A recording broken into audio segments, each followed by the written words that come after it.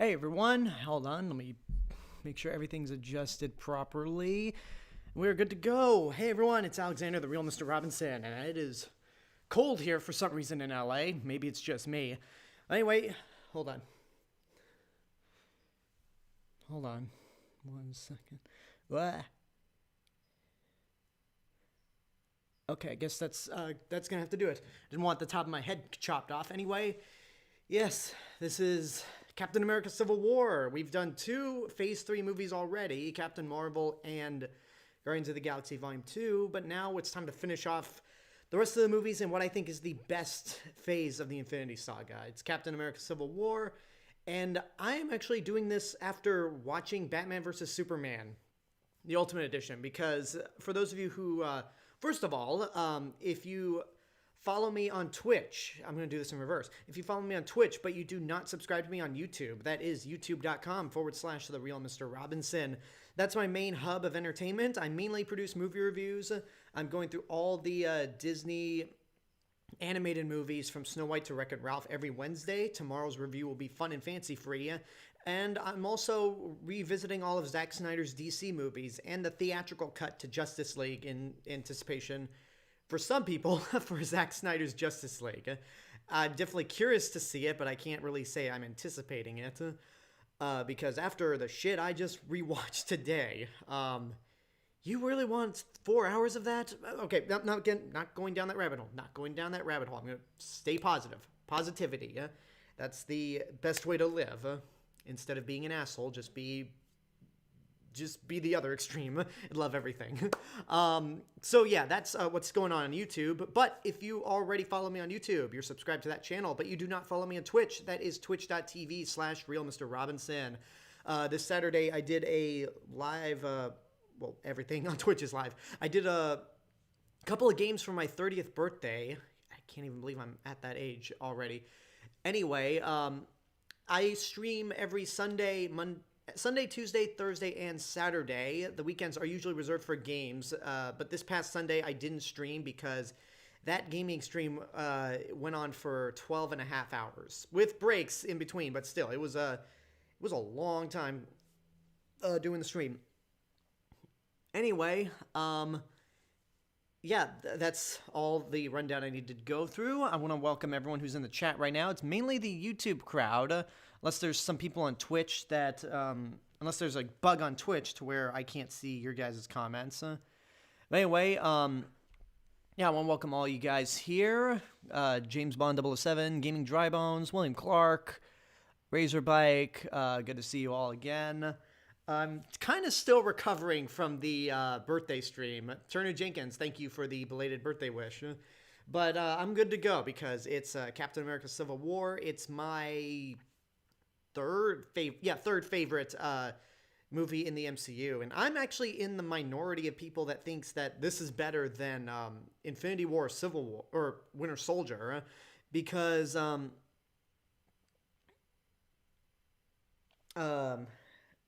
I just think, especially after rewatching Batman vs. Superman today, I feel like this movie, these 2 movies as a double feature, and the fact that they came out months apart, perfectly sums up why BVS doesn't work, and why Civil War does, and why the entire MCU works opposite of Snyder's DC universe. But let's jump into it right now. Last thing I want to mention... Well, actually, we wouldn't be jumping into right now if I have one more thing to say. If you really like what I'm doing with the channel, you want to help support financially, you can go to patreon.com/The Real Mr. Robinson. Yeah, I've been working on episodes of WandaVision, reviews for each individual episode of WandaVision, especially since the finale is coming up. Reviews for episodes 1 and 2 are available for those that pledge $3 and above, and I'm currently working on episodes 3 and 4. Hoping to record my reviews for episodes 5 and 6 today after I get off the stream. But if you can't support the channel financially, whether it's YouTube or Twitch, that's fine. Just subscribing to me on YouTube or following me on Twitch is good enough. And with all that being said, let's actually hop right into this right now.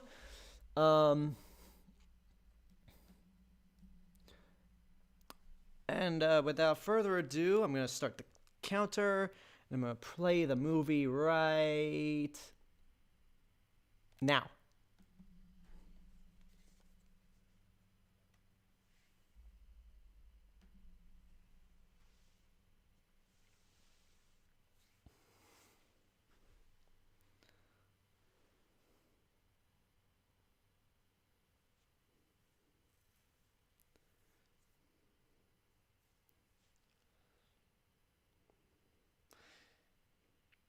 So this was 1991, this prologue, 30 years ago, actually.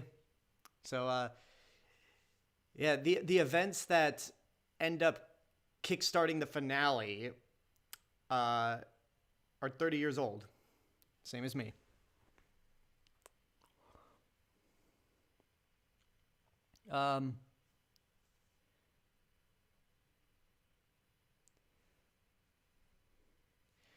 William Clark says, hold on, you've been saying some stuff. I still don't know if I want to revisit BVS, honestly. I mean, to be honest, if you don't like Batman vs. Superman, if you didn't like it the first time you saw it, then there's no reason to revisit it because you're just, in my opinion, revisiting Batman vs. Superman made it worse. And I don't know if it was because I really started to take notice of all the problems with that movie, or the Snyder base is just so determined to make it a masterpiece that it rubs me the wrong way. William Clark said, they're so similar, just Civil War is 10 times better. That's not true. Civil War is 100 times better. Because I still maintain, after rewatching Batman vs. Superman, I maintain that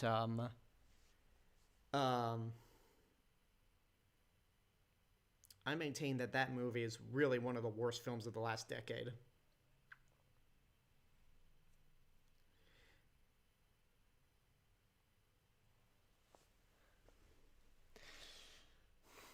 I think for Henry Jackman's score, I personally think X-Men First Class is his best score, because honestly I don't remember his score for Kong Skull Island that much, but his scores for Winter Soldier and Civil War are great, and he's scoring Falcon and the Winter Soldier, which comes out literally the day after the Snyder Cut.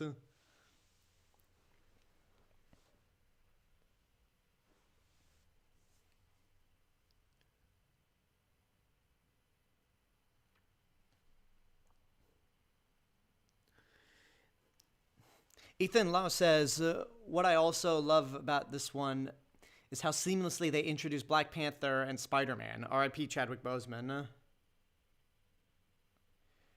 Gaming Dry Bones has not watched Batman vs. Superman. Turner Jenkins. Why did you say that name? I sort of live tweeted me watching BVS, and that Martha will never not be funny. But actually, Gaming Dry Bones, have you watched Man of Steel? Just out of curiosity, because I want to get a gauge on what you thought of it, if you have seen it.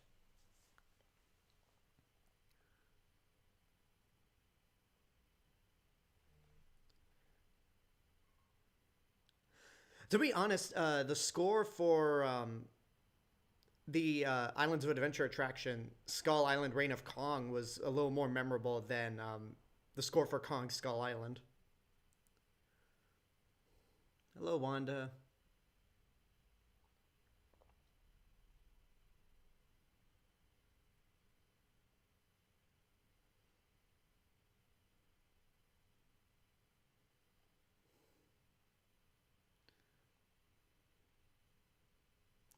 Oh, okay, you haven't seen a single DCEU movie. Days of Future Past... no, I'm talking about X-Men First Class. Days of Future Past was not scored by Henry Jackman. It was scored by John Ottman, who scored X2, Superman Returns, and he's also an editor.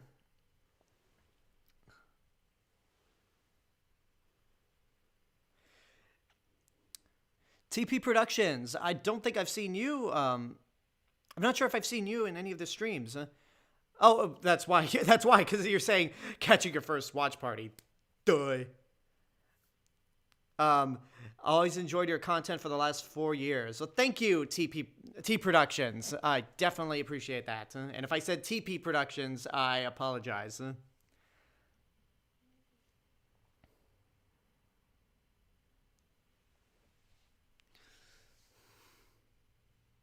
Oh yeah, those back wheels came off completely.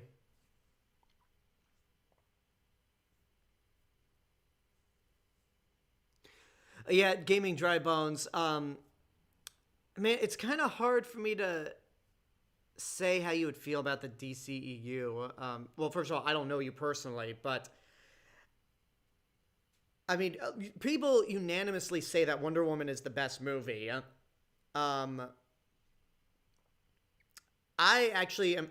I'm surprised that I'm in the minority of people that think Birds of Prey is one of the best movies in that series.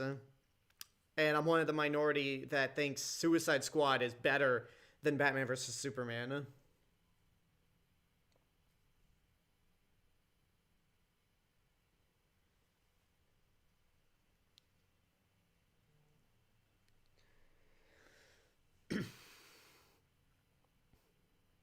See that part where they're counting down the soldiers they've taken out. I was confused with that editing right there where Sam kicks the two soldiers and then shoots another one. Because I thought he took out three soldiers. I'm like, wait a minute. 7 minus 3 does not equal 5. So the only thing I can think of is, oh, one of the soldiers just got up and then he shot him.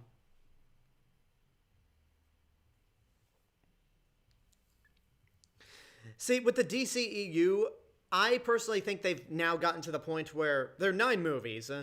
I'm at the point now where I believe they have more good movies than they do bad movies, but just by one. And that one tiebreaker is probably one of the most divisive movies. 'Cause I think the bad ones are Man of Steel, Batman vs Superman, Suicide Squad, and Justice League. Like, and honestly, I'm in the minority that thinks Justice League is the best of those bad movies. Aquaman is trash, but it definitely has a lot. It's a fun movie, and I like it for the most bare bone reasons possible. Uh, Wonder Woman 1984. I don't hate it, and wouldn't even say it's a terrible movie, but it's just very underwhelming because it feels like it. Wonder Woman 1984 feels like it's trying to be a tribute film to the Richard Donner Superman movies, which I think they did. I think they did a better job of doing that than Superman Returns. But rewatching it a second time, there was a lot that I saw and went, "Oh yeah, that's problematic."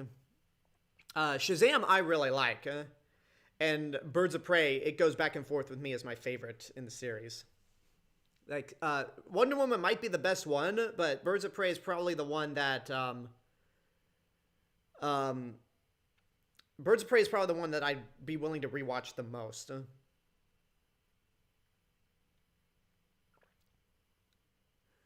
I mean, here's the thing about me getting back to the subject at hand. Um, I just love how like it's definitely the super soldier serum, but I love how Cap can just get tossed around a lot and still walk it off. Um, yeah, I don't know how you'd react to Wonder Woman 1984 because like I've honestly stopped giving up. I've honestly given up on trying to predict how people will react. Um, and as for Infinity War, um, like if with Infinity War, if I were to rank it as an individual movie, it's my least favorite of the Russo's films, but it's still really good. Um, but if I were to consider it one whole story with Endgame, then it's up there. It's right up there with as the best in the series.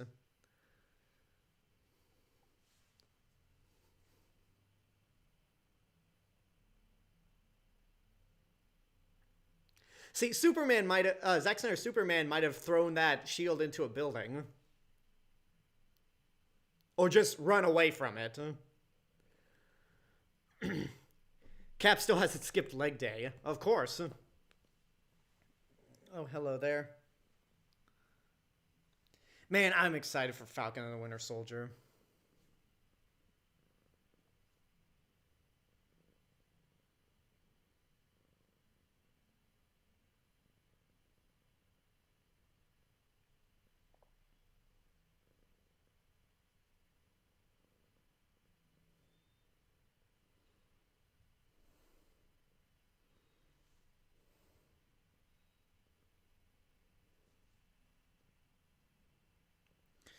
Infinity War, we will get to that. It's literally the weekend after. It's literally the week after the Snyder Cut comes out. Um, and if I hadn't delayed, if this watch party hadn't been delayed by a week thanks to technical difficulties with the Incredible Hulk, then I would have been doing Infinity War and Endgame right before the Snyder Cut got released.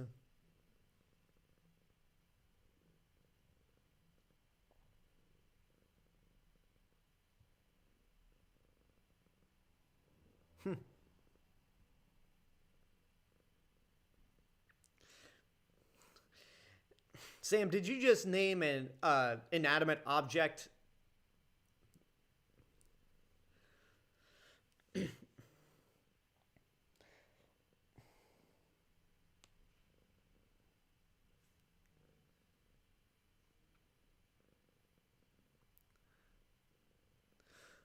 So if it's my understanding, Crossbones killed was responsible for killing Captain America in the comics. Steve Rogers, right? And then Bucky took over.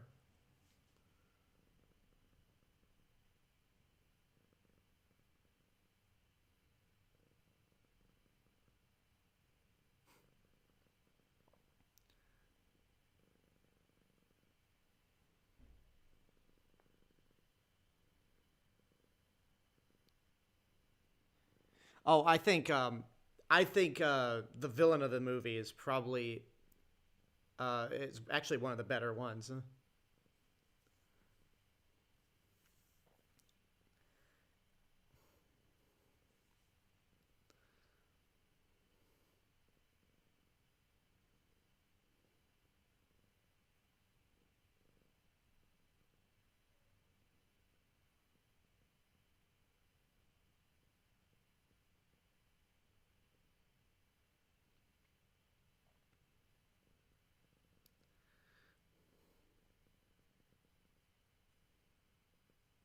Yeah, that's yeah, Brock Rumlow from Winter Soldier.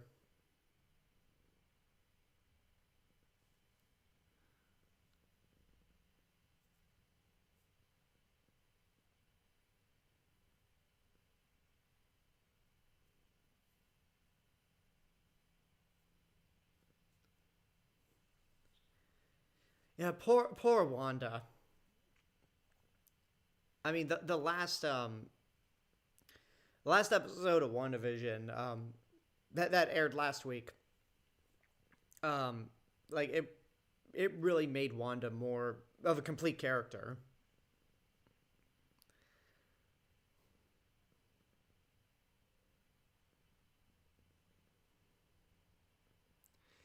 So I criticized when we did WandaVision, when we did Ant Man. I had some issues where um, the de aging effect for Michael Douglas didn't quite look as good. Uh, I think they got it down with Robert Downey Jr. right here.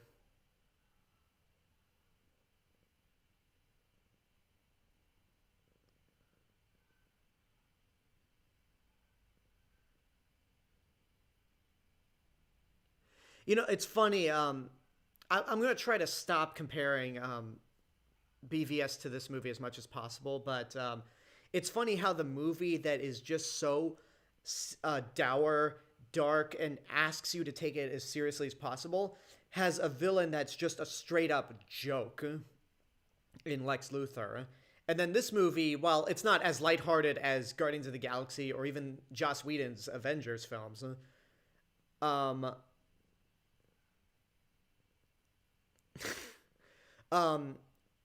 This is definitely a more lighthearted movie by comparison of Batman vs Superman, but the villain is downright serious, and his motivation actually makes a lot more sense.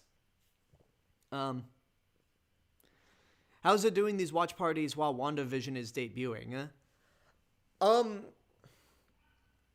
Sometimes I just don't think about it. And other times it works out perfectly.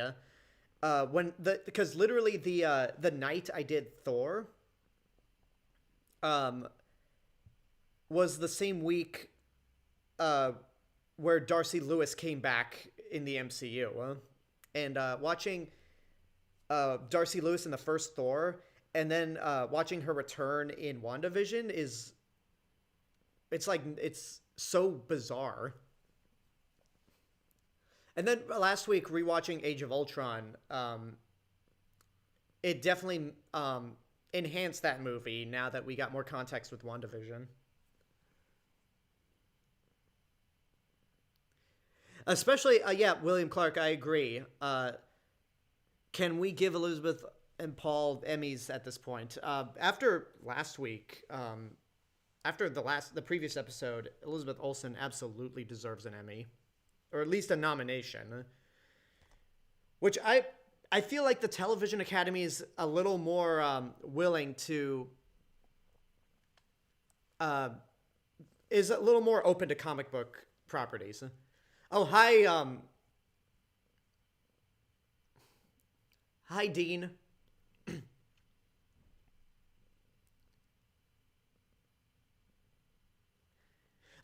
Jim Rash is seriously just playing, I like to imagine that this is a continuation of Community, where the dean has proven himself with Greendale Community College and is now headmaster at MIT.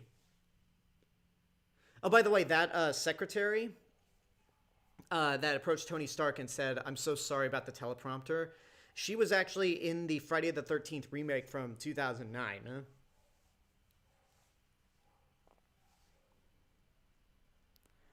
Well, Razorbike, with the last episode coming out this week, you could just binge the entire series.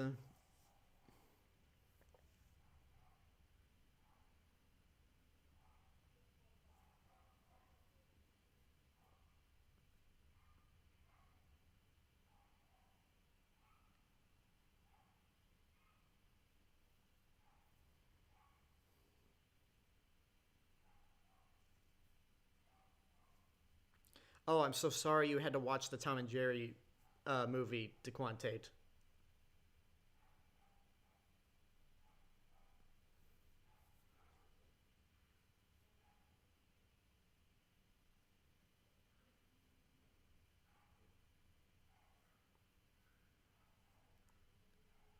He's going through an identity crisis. That's funny.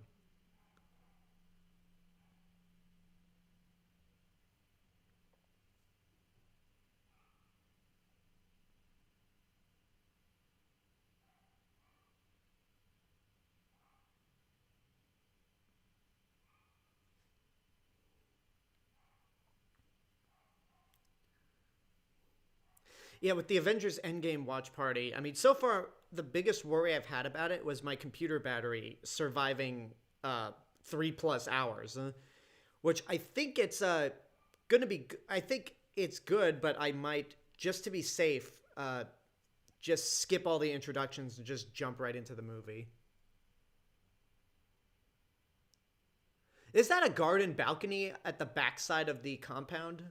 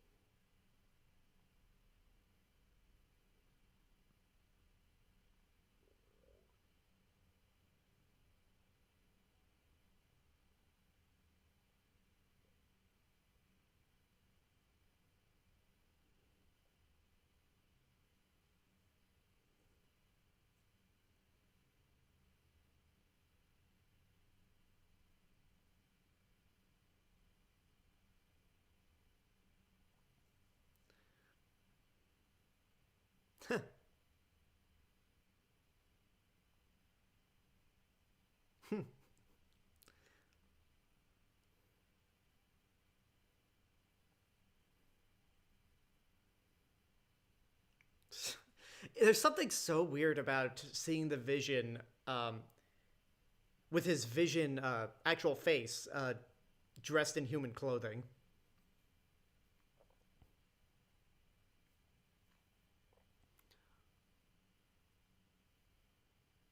Okay, I know I can't see your hands, but show of metaphorical hands. How many of y'all trust? How many of y'all trust Ross?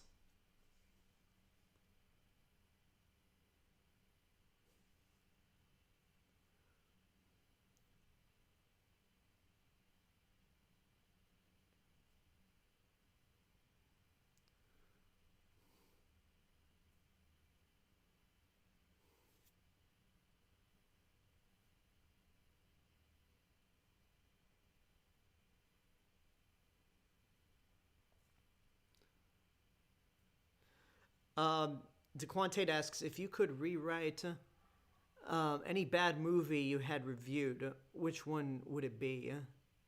Um, I want to say The Rise of Skywalker, but I feel like that's cheating considering the Duel of Fate script exists. So that would already be that would I would just use that script.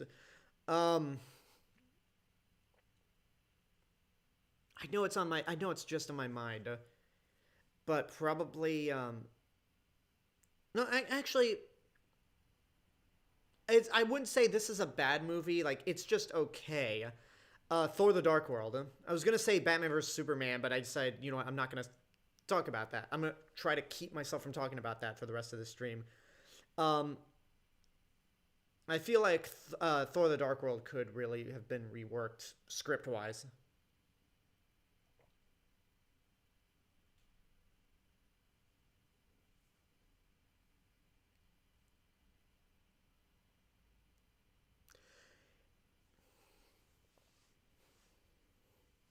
Uh, the gaming dry bone says, "I oh yeah, I forgot about Ross. Yeah, he.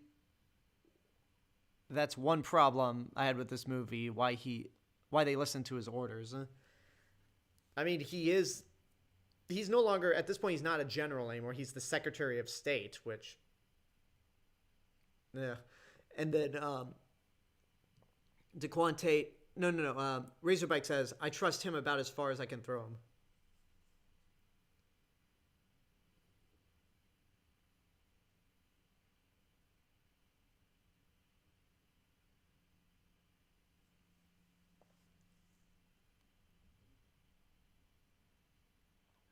I could also DeQuantate says, I don't trust Ross, not at all.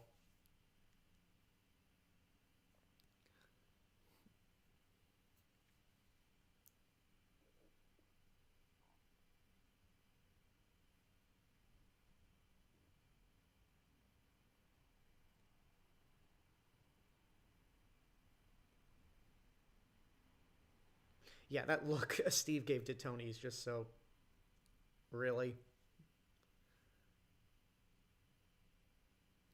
So, do you think? I mean, William Hurt's old. Do you think there's even a chance that we'll see him, see them bring in the Red Hulk at any point?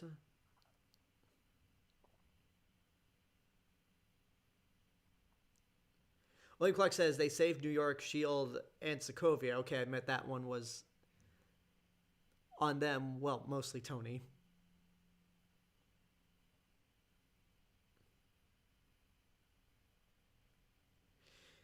Yeah, it's like I've been a I've been a big defender of Age of Ultron. Even let me say this because I know there's a lot going on, especially with Joss Whedon. But I still defend Age of Ultron. I will not defend Joss Whedon at this point. But I one of the things I've been defending is how much of an impact that movie's actually had on the rest of the series going forward. Because without the events of Age of Ultron, this movie wouldn't happen. The Avengers wouldn't have broken up. They wouldn't have lost to Thanos in Infinity War. Ethan Lau says Hulk isn't popular enough in the MCU. If they made another Hulk movie and that did well, maybe they could expand the Hulkverse. I mean, Universal is not doing anything with the Hulk, so I don't get why. Like they haven't made the Incredible Hulk came out 13 years ago, so I don't know why they still have the rights to it.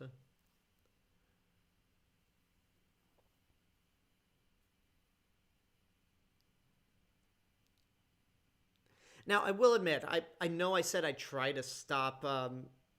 Oh, yeah. Winter Soldier and Civil War. Actually, all the Russo brothers movies. The biggest memes to come out of them were quotes. In Winter Soldier, it was Hail Hydra. In Civil War, it was Mission Report. December 16th, 1991. I don't remember what it was for Infinity War, and for Endgame, it was I Love You 3000. Well, actually, it was a couple in Endgame. I see this as an absolute win. Several. Anyway, as I was saying,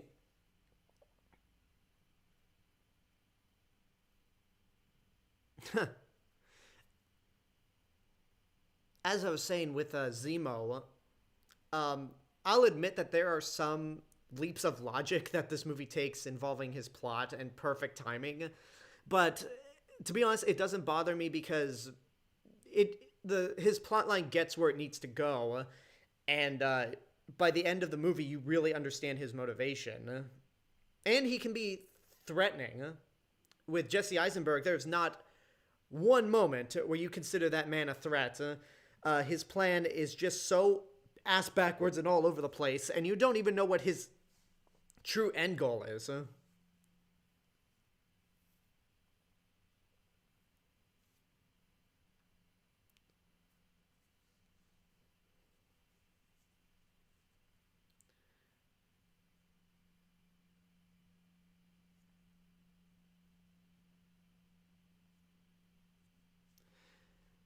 Gaming Drybones asks, I have a question. If you had to direct someone to direct Avengers, Infinity War, and Endgame apart from the Russo brothers, who will it be? I don't know.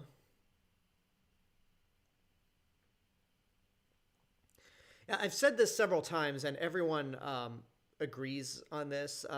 If Jesse Eisenberg was cast as Edward Nygma, he could have been great. He could have made an excellent Riddler, but as Lex Luthor, oh boy, that was just like, that may have been the worst miscasting. Oh god, there's so many other terrible casting choices in comic book history.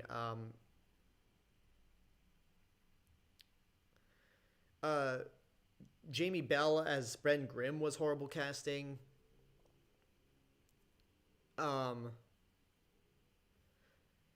Topher Grace as Eddie Brock was bad casting. I mean, there's a lot, but Jesse Eisenberg as Lex Luthor may have been the worst.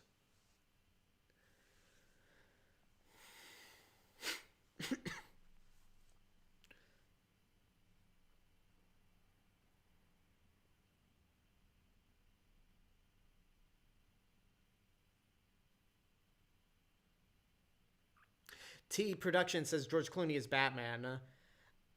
Yeah, that's another one.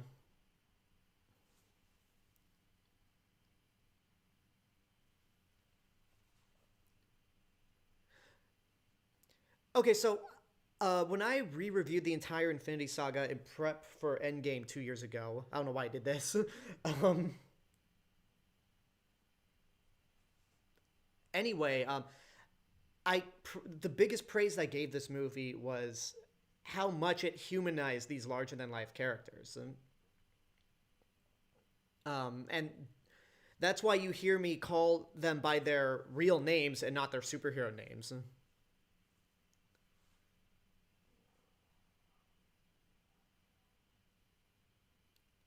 My inner Abed was coming out.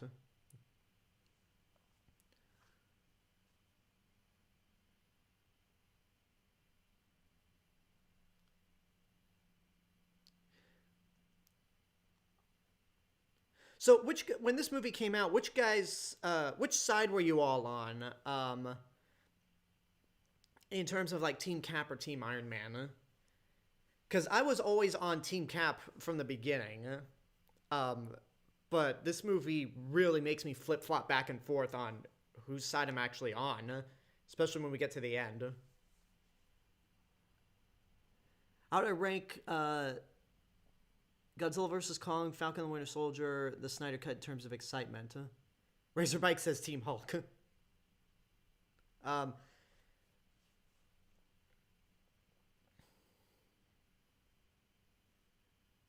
and everyone gives a good perspective on. I mean, out of everyone, Rhodes seems just to be the yes man. Steve and Tony make good arguments, but the best argument probably on why they should join or sign the Accords comes from Natasha.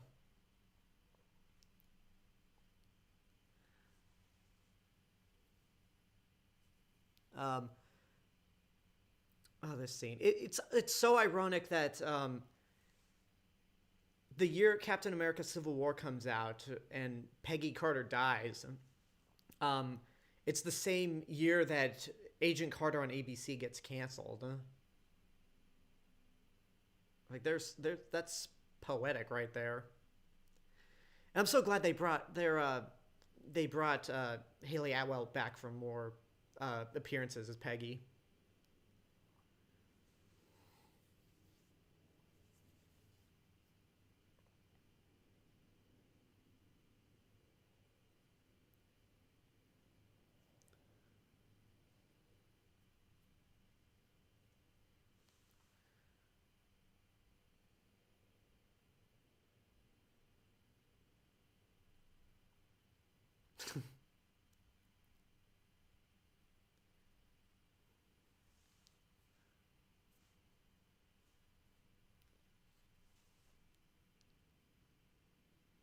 Looking at you, Steve.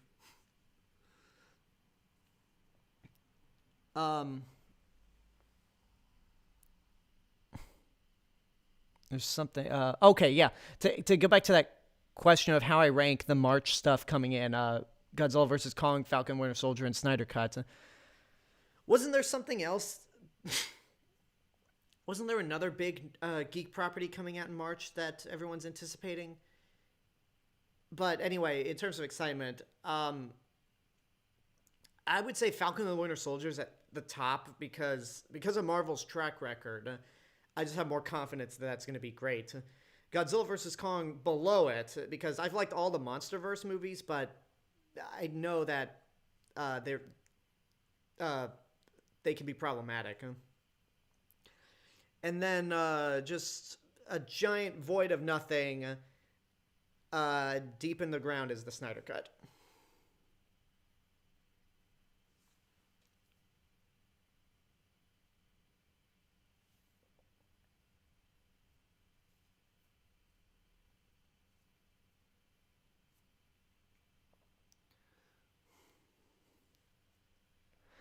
Yeah, I don't get. I mean, people go back and forth saying like, or jokingly that this is actually Avengers 3, this is Avengers 2.0, or the real Avengers 2. But I feel like most of the focus is on Captain America to be warranted as a Captain America movie.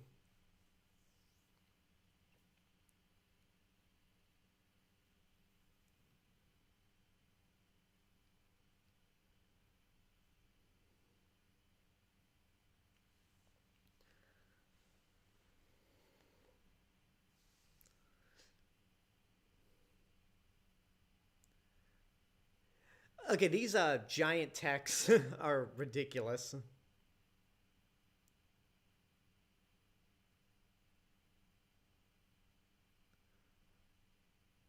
There's our king, or maybe I shouldn't be saying that, but this is the first time I've actually rewatched Civil War, Black Panther, Infinity War, and Endgame since Chadwick Boseman passed away.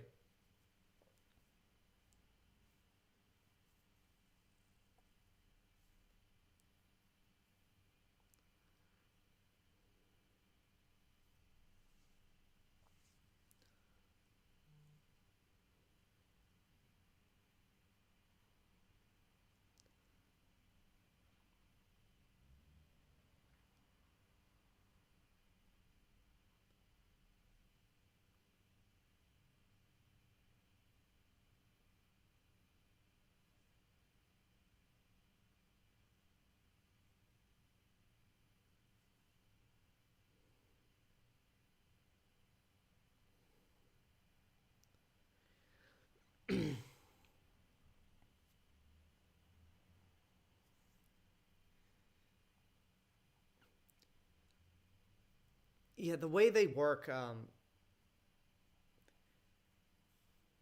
work in T'Challa and how he basically works as a mini Black Panther origin story. Um, it really is clever, and it really works into the plot as well, which another movie that I recently saw could have learned from.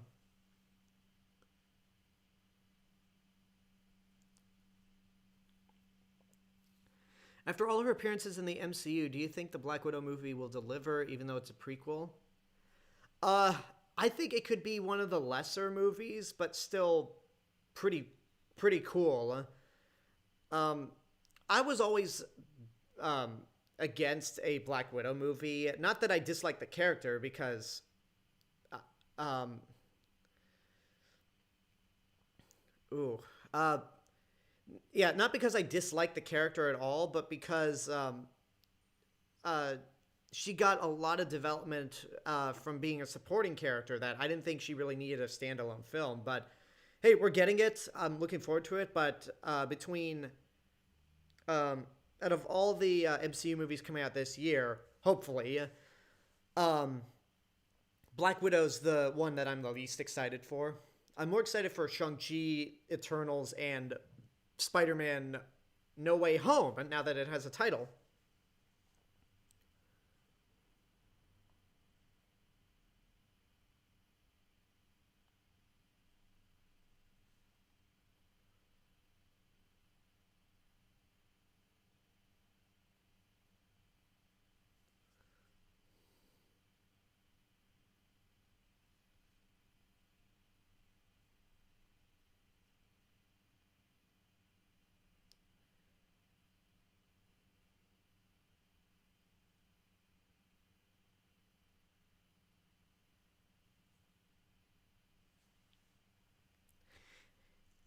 Yeah, like I said, I was always on like each side presented a really good argument once you actually saw the movie, but I was always I still had my foot on uh Team Cap, just because yeah, like agendas change, governments can change. Um and especially considering that this was in 2016, the year we elected Donald Trump. Uh, I'm with Steve in the sense that, yeah, I don't really trust the government, because I know their agendas can change. Team Godzilla for me.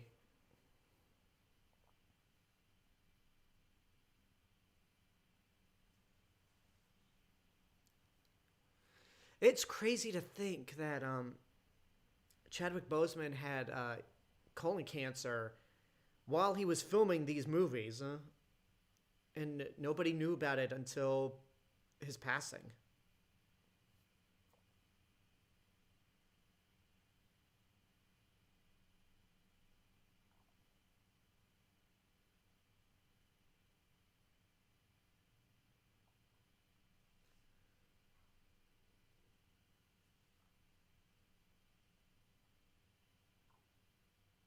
Team Gamera for Spider's Prime.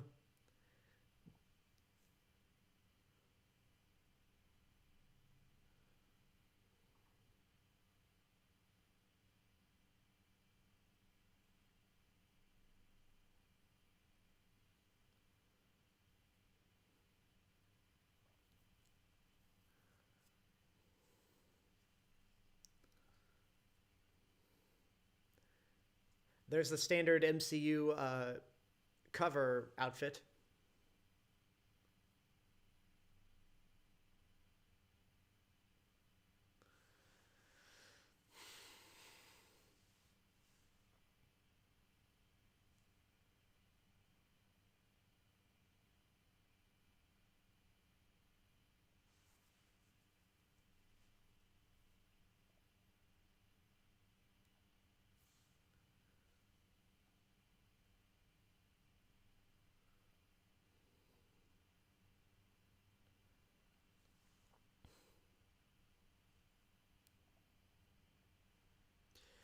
I would think that the best thing to do with Black Panther 2 is have Shuri be the new Black Panther. I mean, it's going to be really interesting to see how that movie plays out.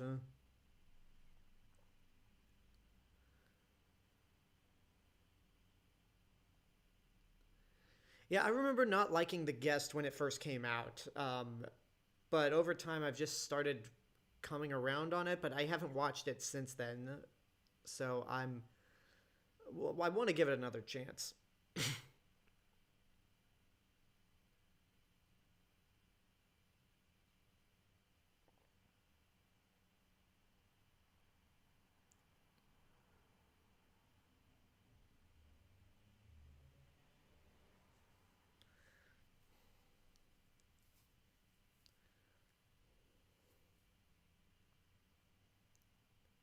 Yeah, Death Note was the last movie you did. I didn't see it, but a lot of people didn't like it, so that's a little concerning on how King of the Godzilla versus Kong will come out.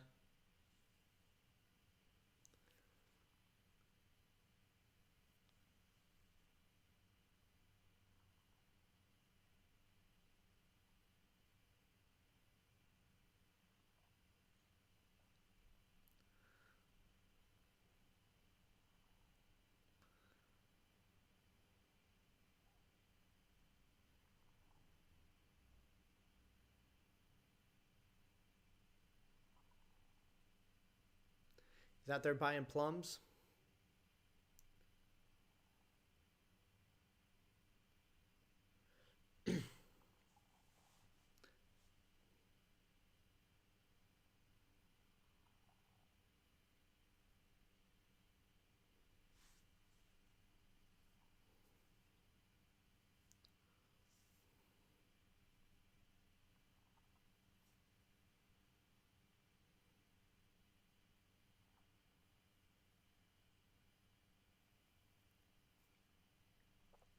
Yeah, you better run, Bucky.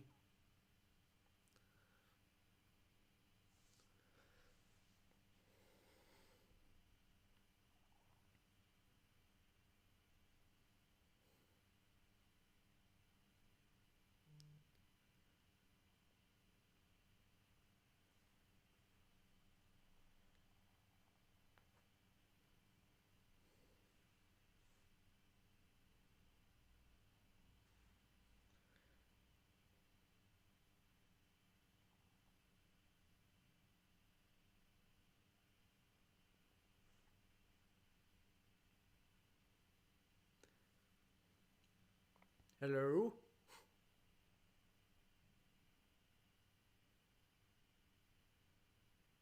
Okay, so Twitch is going well. I had to check my phone.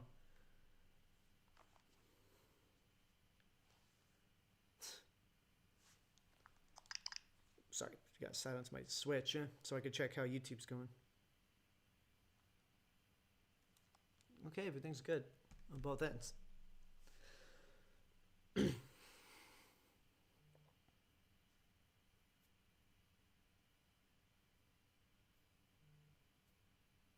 Yeah, you could tell that Bucky's still not himself. Huh?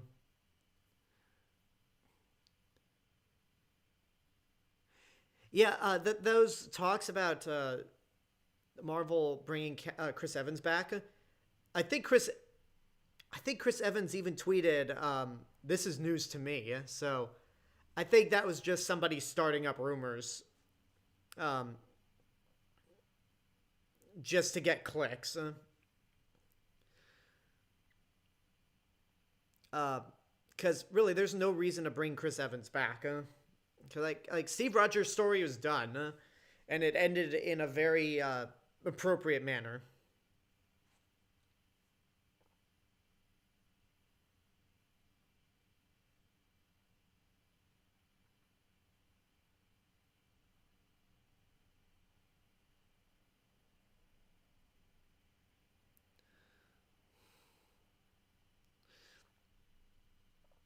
Just throws his friend into a guy. Yeah, I'm sure those hitting a SWAT guy with a cinder block is definitely going to kill someone.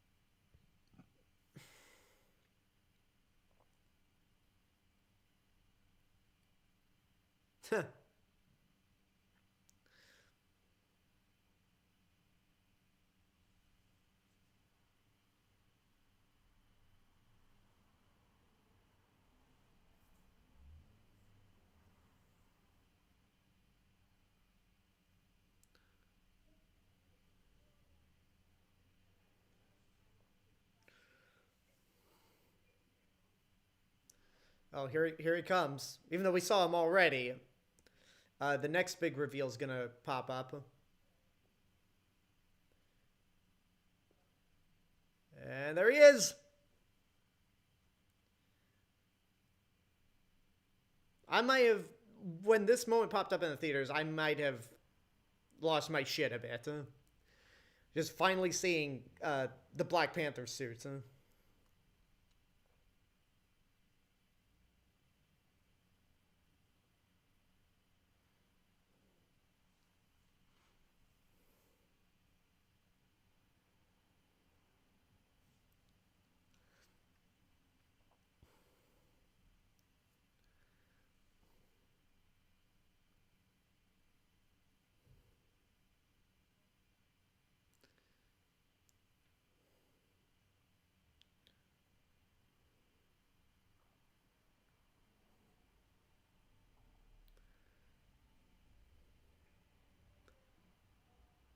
I'm going to assume those guys made it out alive and the helicopter didn't crash. I mean, we don't hear a crash.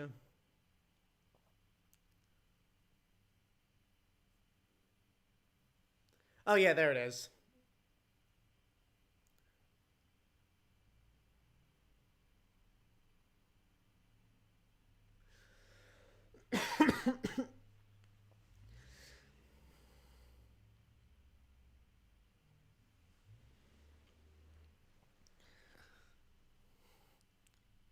Is it because Black Panther's on screen that you're asking me if I've seen the Pink Panther movies?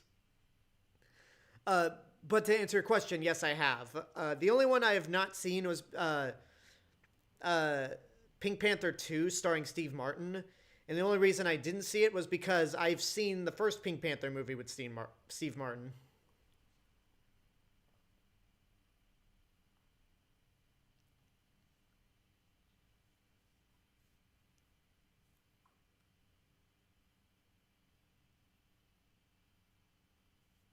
Yeah, I always thought that this. Well, I'm with you right there, William Clark. I always thought this Black Panther suit was more intimidating. It was cooler looking. And also, I made it clear that I'm not a big fan of the nanotech technology for suits. Like, it's kind of lazy.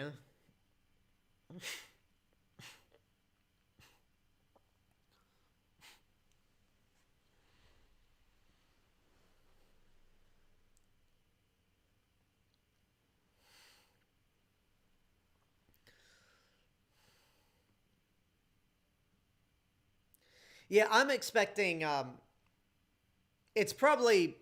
I'm sure this prediction is going to be correct, but I'm expecting Falcon and the Winter Soldier to be very much in line with Winter Soldier and Civil War in terms of its tone and its look.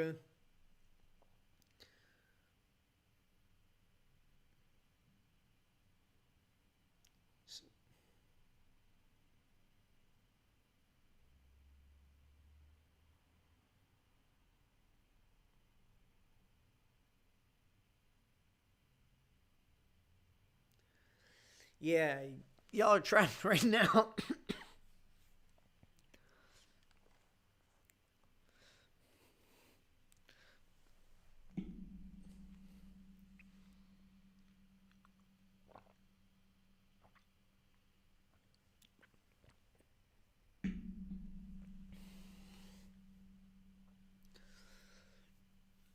Oh, it is cold, huh?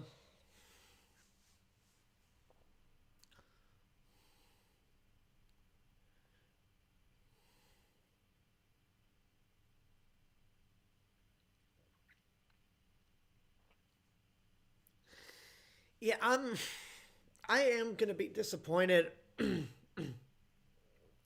I am a little disappointed that they've decided not to recast T'Challa. The only, I mean, the only way I could see them recasting is if they just reboot the MCU, which, considering uh, all the stuff they've announced, it's probably. I imagine a reboot of the entire MCU probably won't happen until I'm in my 50s. And hopefully by then I'm still a fan, but who knows what'll happen.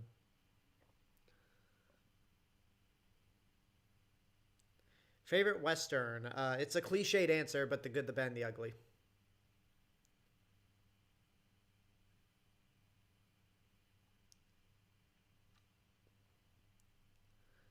Man, their relationship is just so charming.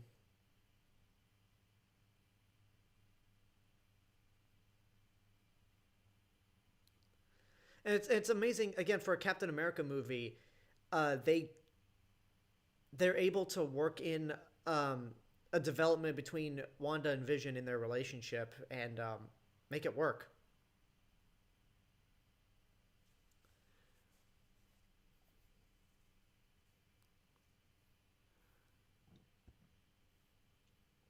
Oh, by the way, hello, Abomination 2008. I don't think I've seen you in any of the streams, but welcome. And I assume your name's after the Abomination from the Incredible Hulk.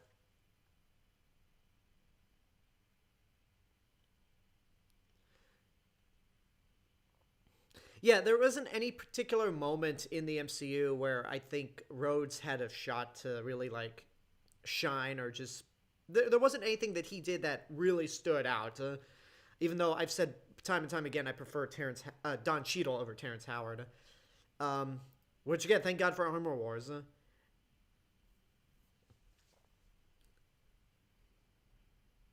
Paprika.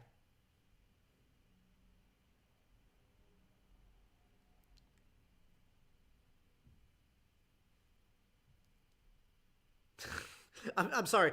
That was not a really that was not a moment to laugh. But there's this old channel called I think it was called the Daily Asgardian. They did a version of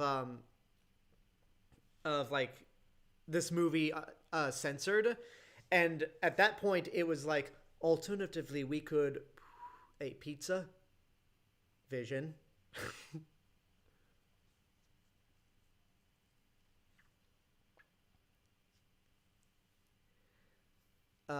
Least favorite Godzilla enemy Gabra. That's not really a that's not really a tough answer.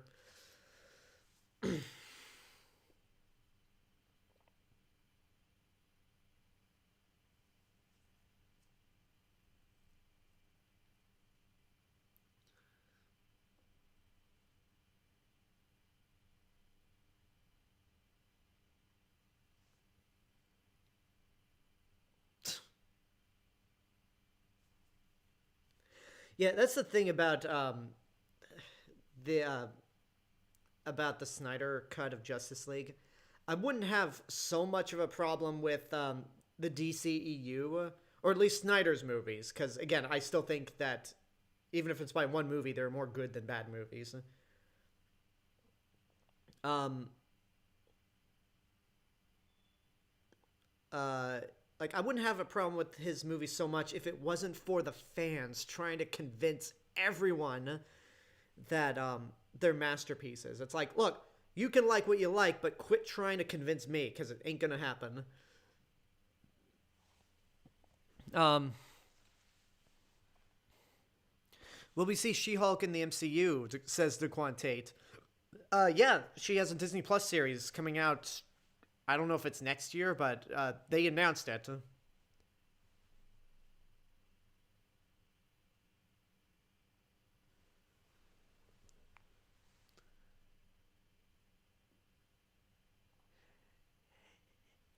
Yeah, did not like this like every person who has the last name Ross in this movie. I just don't like. Um,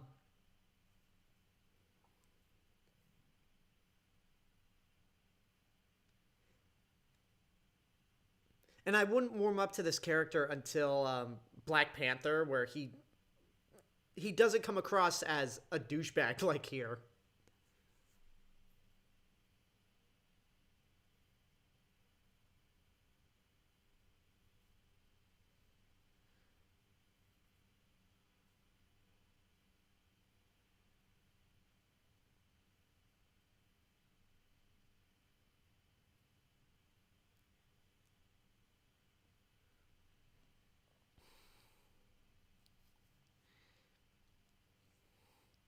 You know, people talk about how boring this movie looks.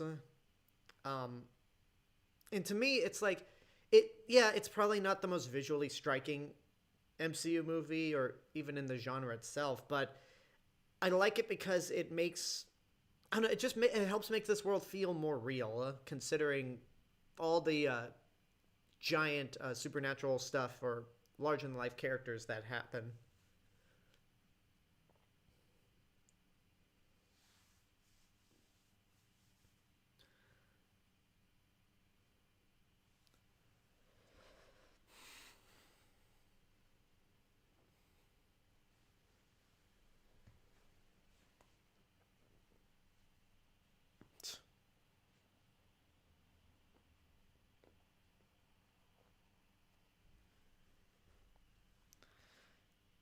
Yeah, Bilbo Baggins, Pete, Watson.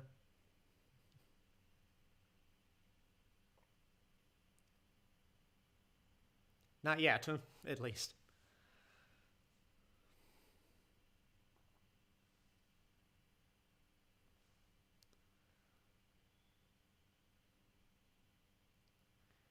Don't psychological thrillers usually have a bleak look? Asks William Clark. Uh, I suppose so. But I guess people were looking at this more as a comic book movie than a thriller.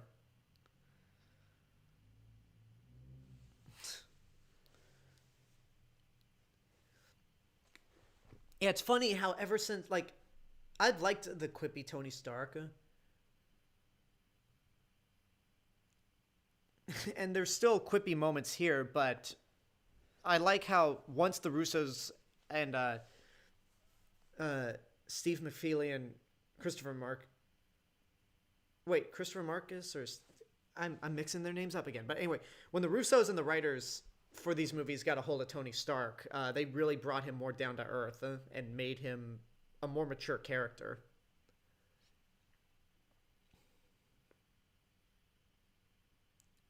You know, this is that's a good question. T Productions. He asks on YouTube. Do you think this movie takes place before or after Doctor Strange, considering both Civil War and it came out in 2016? I think where Doctor Strange starts is before Civil War, but where it ends, I think, is uh, after it. I mean, I did when I did my re-reviews for the Infinity Saga, I did Doctor Strange between Ant-Man and Civil War. But for this, I'm doing Civil War first, just because for a watch party, it's probably a better flow to go from Ant-Man to this.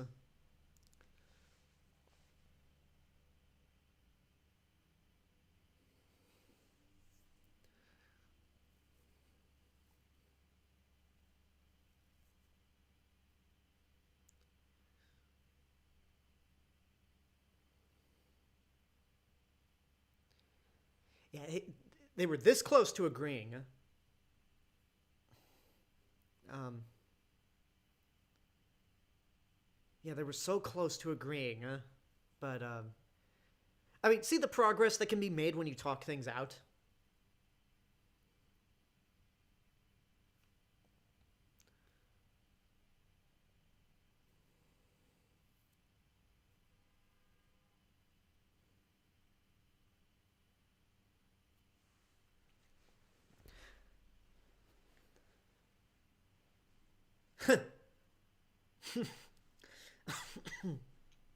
Sorry. I can't wait till we see Sharon again in Falcon and the Winter Soldier. Give me a second. I'll be right back. Talk amongst yourselves. I won't be long. I won't be gone long, but I'll still be listening to the movie thanks to headphones plugged into the controller.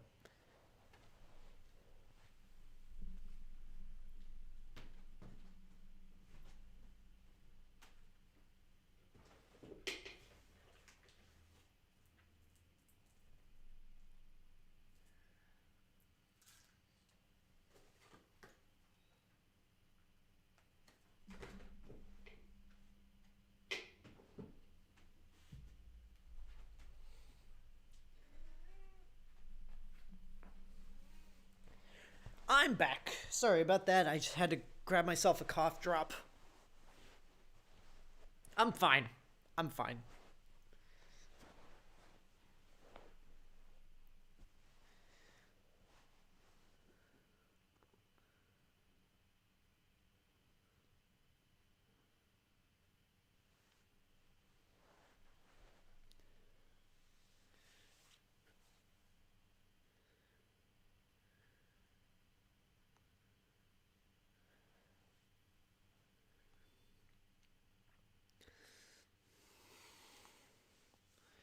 Um,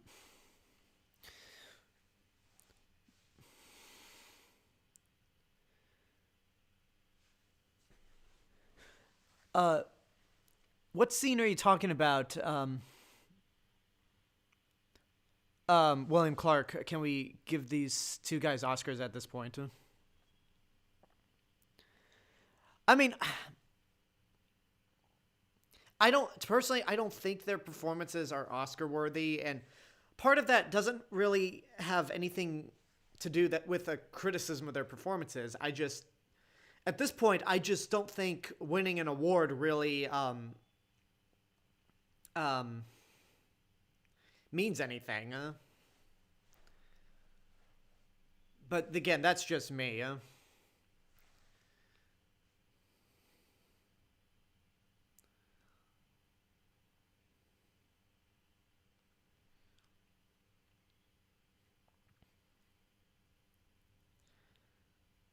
But yeah, their comic book, like basically the way they embody both Tony Stark and Chris Evans and Steve Rogers really like we just talked about the worst casting with Jesse Eisenberg.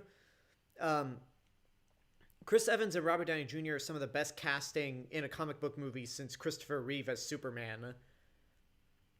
Um, I mean, there are just a lot of character. It's amazing how many movies just really have pitch perfect casting.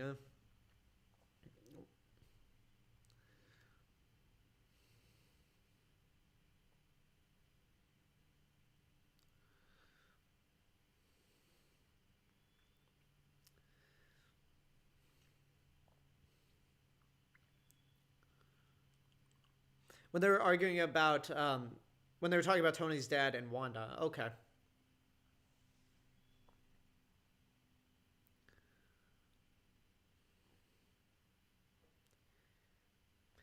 mean, I feel like more at the end of the movie, when we get the big reveal, that's more of an Oscar-worthy moment.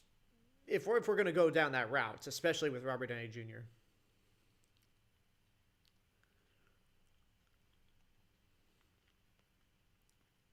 Oh yeah, so who do we have in terms of uh, actors who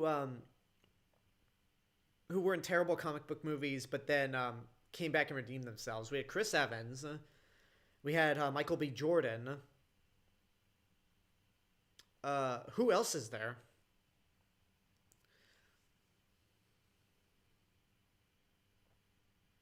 Ooh.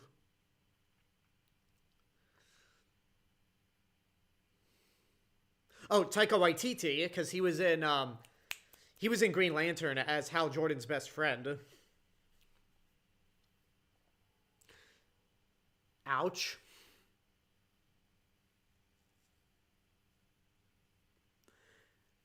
I like those Fantastic Four movies. I think the first one was my was my first superhero movie ever. I I honestly think they're the second best interpretation of the series. Like, honestly, I would rather take the Roger Corman movies over the Tim Story movies, but they're all better than the Josh Trank Fantastic Four.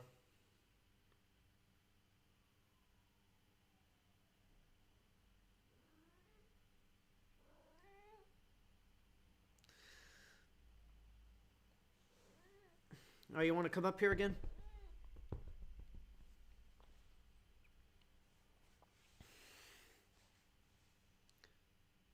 Yeah, sadly, those Fantastic Four movies were my introduction to Chris Evans as well.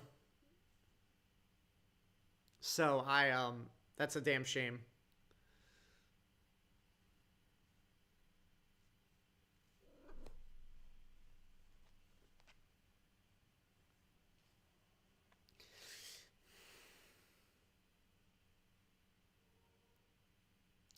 Yeah, it's like compared to compared to Winter Soldier, um, like I was just so relieved to see Sharon do a lot more in this movie, but now, um, I imagine when Falcon the Winter Soldier comes out, I'm probably gonna say, um, thank God Sharon has more to do.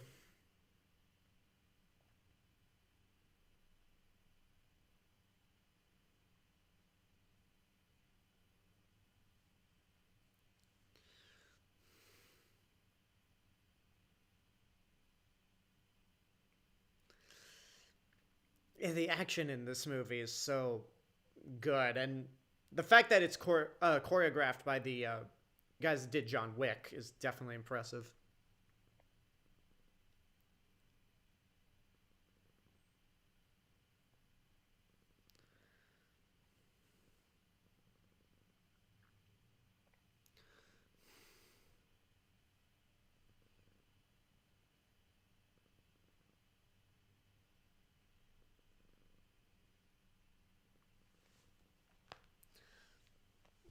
Okay, make up your mind where you wanna.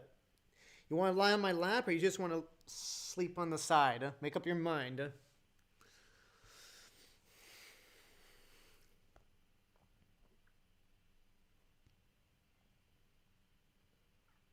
This is like, look at those biceps.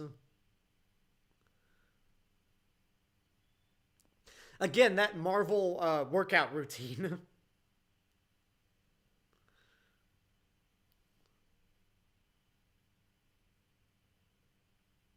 Shit.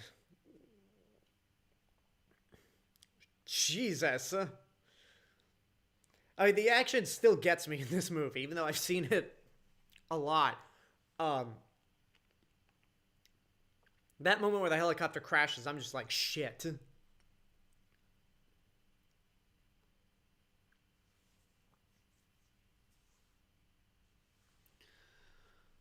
And there they go, into the water.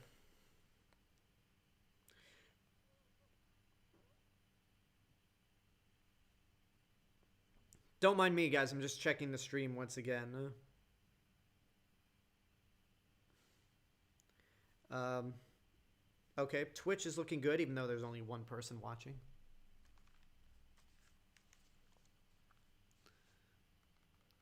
Yeah, that's one disappointment. I mean, um, yeah, um, yeah, the action scenes in Black Panther, well, not bad. Like, they just really do not live up to the same fight choreography as with this movie. Um, and I've heard like some people said like the scenes should have been like in Creed, and for me, I'm like, Creed's a boxing movie. You can't really like have the same boxing. You can't really have action scenes choreographed to a boxing movie for a big comic book movie like Black Panther, because that's how you get the Dark Knight Rises.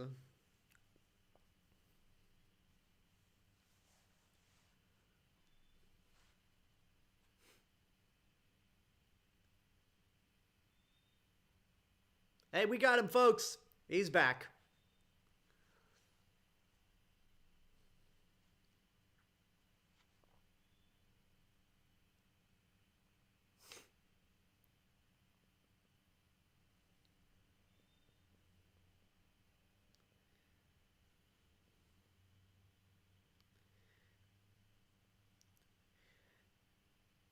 Yeah, all the Rocky movies except five are good, and even then, Rocky Five's not god awful. You could tell that it has its heart in the right place. It doesn't contribute anything.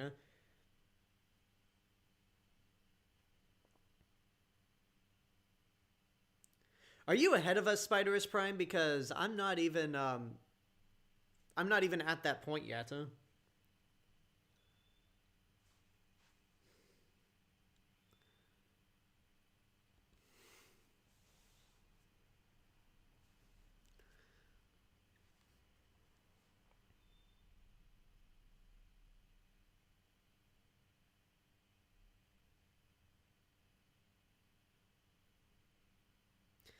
I mean that the big alleyway fight is pretty fun, and I do like the line, "My ring's outside."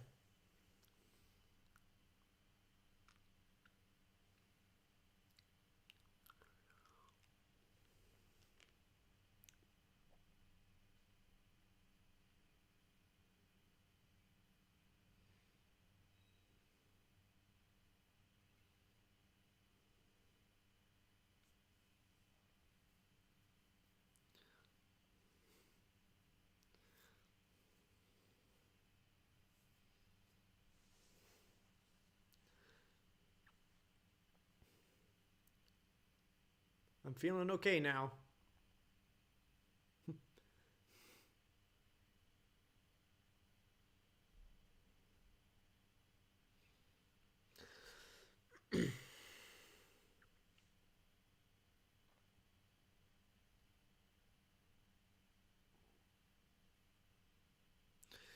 Ooh, good lord.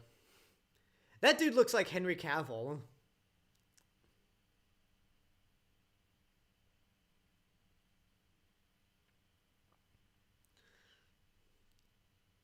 Like, I get the impression that Marvel does occasionally like to troll DC, but I can't imagine that was a deliberate choice to just get a extra that looked like Henry Cavill.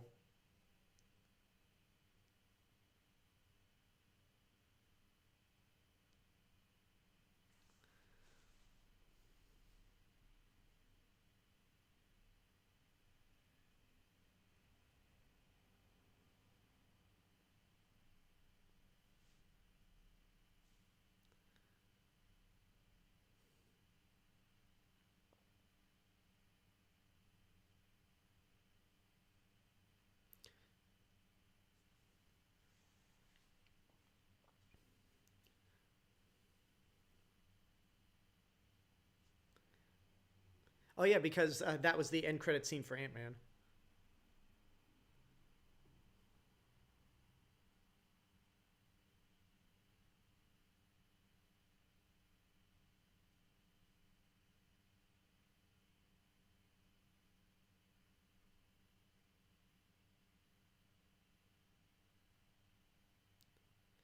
Yeah, there's still parts about William Hurt. I almost said William Ross.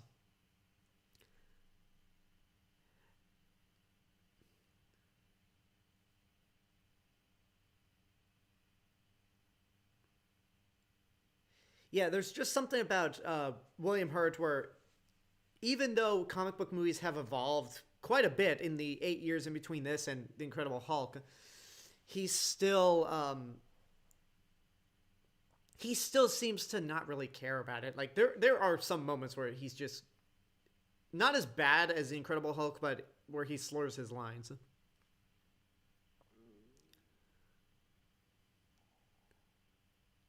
Yeah, Henry Cavill really had the opportunity to be a great Superman and Clark Kent. And in Man of Steel, there are those moments. But in Batman vs Superman, it's clear that you have a director who actively hates Superman and a writer who I'm convinced Ghost wrote got lucky with Argo. And the audience cheers the second they see Queens.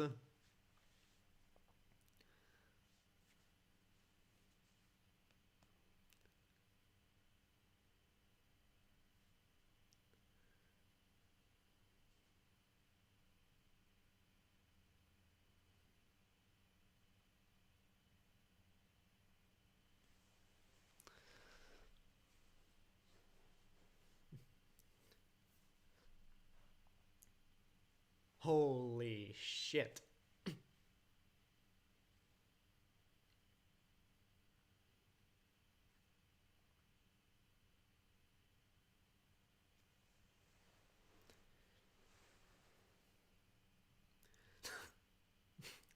I really love Marissa Tomei.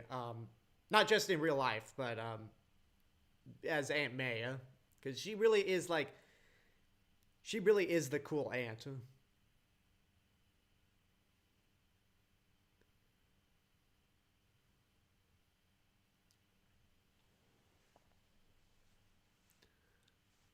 I mean, a lot of people have criticized the fact that this series doesn't really acknowledge Uncle Ben.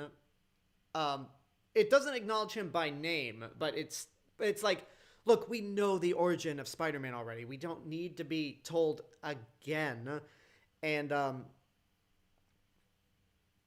there are clearly indications that he still has feelings for Uncle Ben. I'll talk about it more when we get to Homecoming and Far From Home.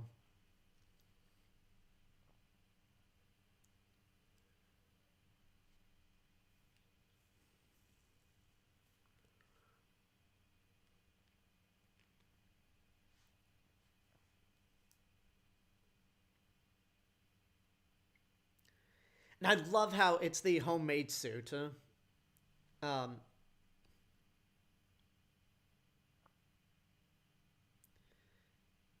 like, because it makes sense for a poor kid from Queens living with his aunt to just have a makeshift suit. Like, in Sam Raimi's Spider-Man movies, I gave it a pass when a poor, when that high school kid built a, high school kid clearly looked like he was older than high school when he made that suit. I gave it a pass in the Sam Raimi movies.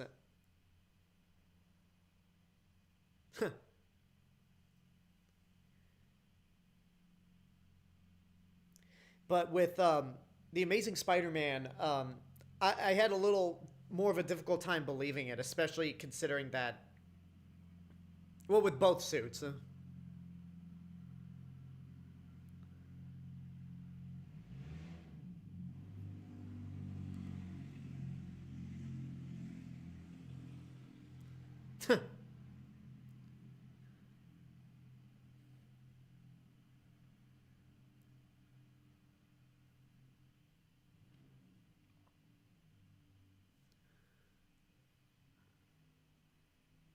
That's true. He is in high school for the first 30 minutes before they graduate. So I'll give the movie that. And I want to make sure that this is not me criticizing. Oh, what are you doing? YouTube or not YouTube? What are you? iPhone. I don't want to make it sound like I'm criticizing the first Spider-Man movie, because out of all the non-MCU Spider-Man movies and out of all the live-action Spider-Man movies outside of the MCU, the first Spider-Man's my favorite. Like, I absolutely love the first Spider-Man movie.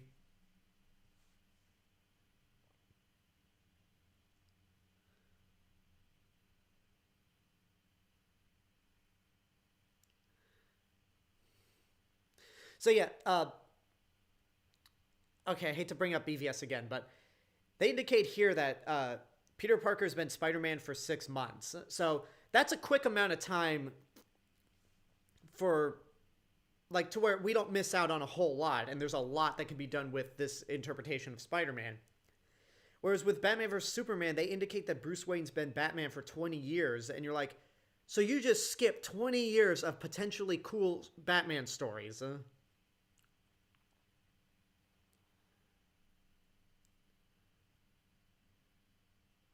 So basically what you're saying is, with great power comes great responsibility.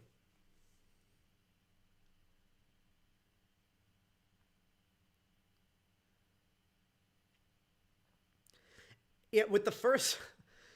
Oh yeah, that part was improvised. Like, Tom Holland was not in the right spot in terms of blocking. So Robert Downey Jr. was just like, okay, move over.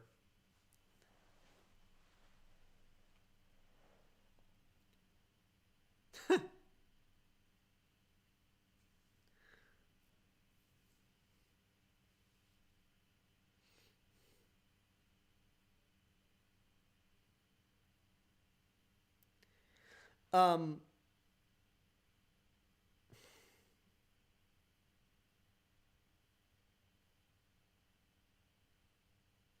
I have played Jurassic Park, the arcade game. It's been a long time because the only places I ever knew that had that game was Chuck E. Cheese. And the last time I was at a Chuck E. Cheese when I was probably when I was 12. Hi, Clint.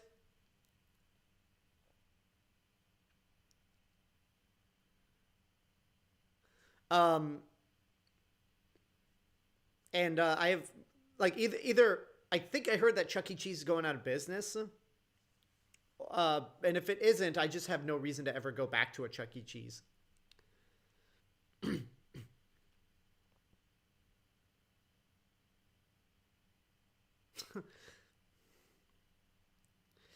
That line right there. There was 2 years ago. I decided to reduce my hours at Universal so I could try to do Lyft and try to go out to auditions because at the time um, I was signed on to a talent agency. So I reduced my hours to where I could still work at Universal 2 days a week, and then the rest of the time I just drive Lyft. Uh, Ended up not really. It ended up kind of being a bad move financially, but there was one time where I arrived to work at Universal. It was incredibly busy and chaotic, and I just used that line for in conversation with one of my coworkers. What, I retire for like 5 minutes and it all goes to shit?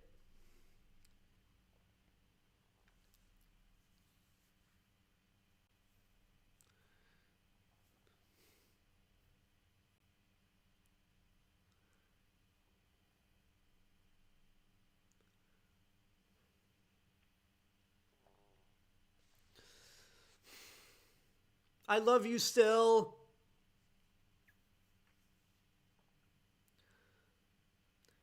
There was something I wanted to say, I think involving Spider-Man, but I forgot.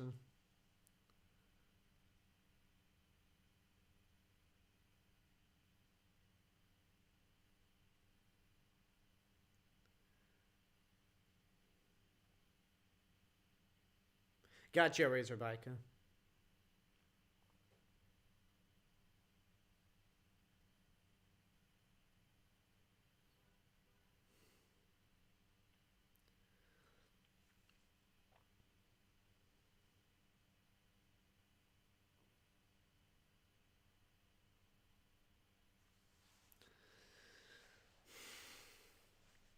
Oh, no, I was thinking Wanda was saying, I still love you, because she's the one that forced him through all those floors into the ground.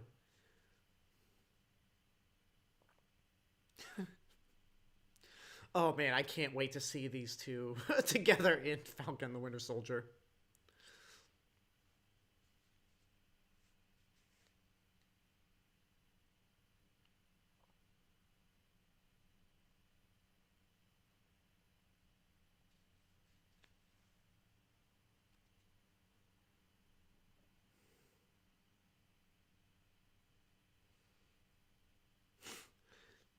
That was a late kiss.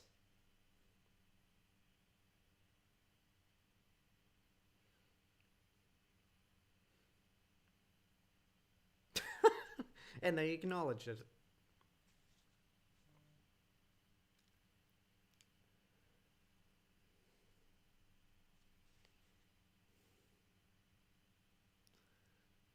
Yeah.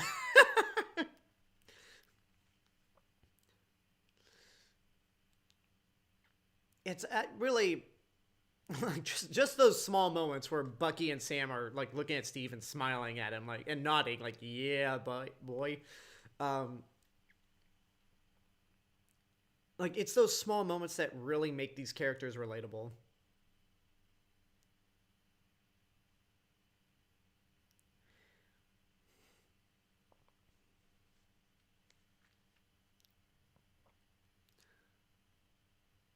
Hi, Scott. I mean, here's the thing. Like, I imagine some people who love Batman versus Superman have said, well, why don't you criticize Civil War for just having Spider-Man and Ant-Man in this movie for no reason? It's like they're literally brought in just for the big fight in the airport. Their stories don't play into, like, they don't actually play into the story. They're literally brought in for the fight.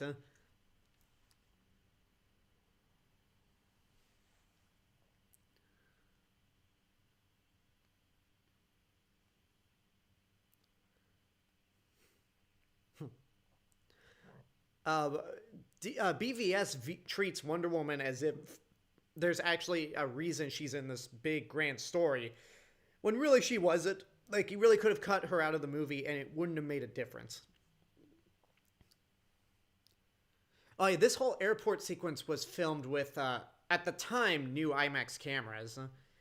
And unfortunately, it didn't fill the screen like I'd hoped it would when I think about IMAX movies, but it was still pretty cool to watch. Would you like to see another TV series based on Back to the Future? Asks DeQuan Tate. I feel like a new Back to the Future series could be really cool. I don't know if there's a way to continue it, though.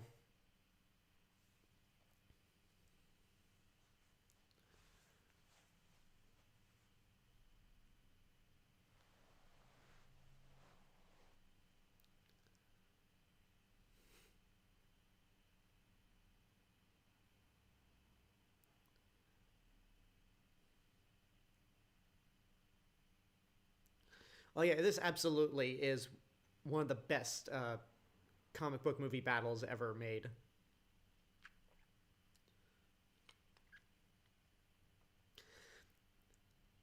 I really wish that moment. I really wish Spider-Man as a whole was not revealed in the trailers. Like, we knew he was going to be in it, but that's something you probably want to save for the movie, just so you get a bigger reaction out of the audience.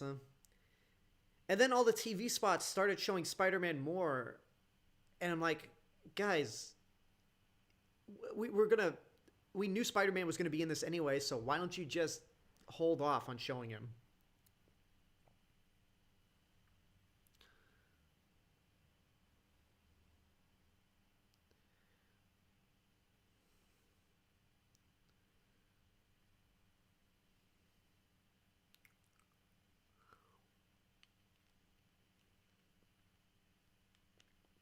Oh yeah, Richard Donner's Superman is just fantastic. I love it.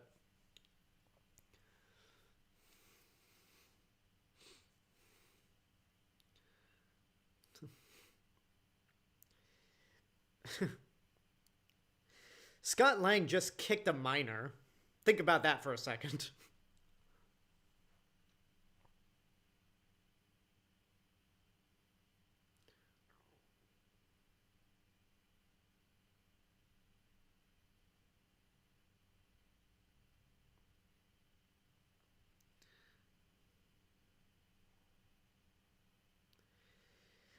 God, Chadwick Boseman is just so cool as T'Challa.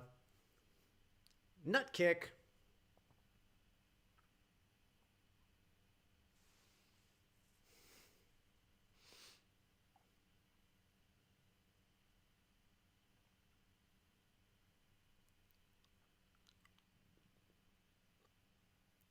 So it's, yeah, Richard Donner did Superman. He we'll say he did Superman too, because he did most of the legwork and then got his own cut in 2006. Uh, I've not seen Lethal Weapon. Goonies I like a lot, and he did Scrooge also, which I haven't seen either.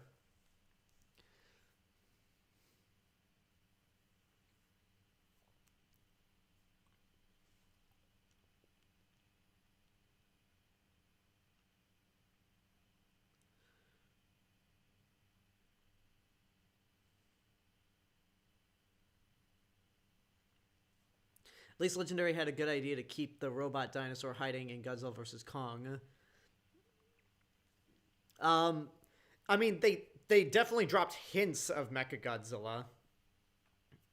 So they aren't exactly, I wouldn't say they're exactly hiding him, but they aren't putting him up on full display. Unless the second trailer comes out and they just show Mechagodzilla right there, which they shouldn't do.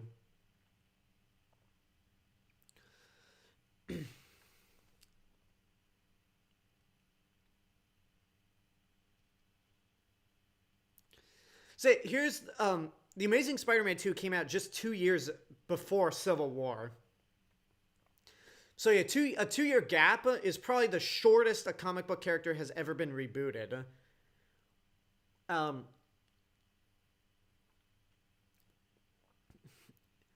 and it's clear that Marvel understands how Spider-Man's supposed to quip rather than Sony.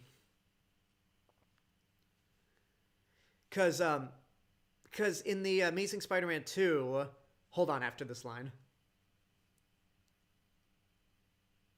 Because in the Amazing Spider-Man 2, like there's several moments, there's that horrible moment when Spider-Man's trying to stop the Rhino, and he literally just doesn't do anything, and just constantly tells jokes. He's not fighting in the process of telling jokes, he's just sitting around telling jokes. Man, Rhodey got it bad in this fight. like two of the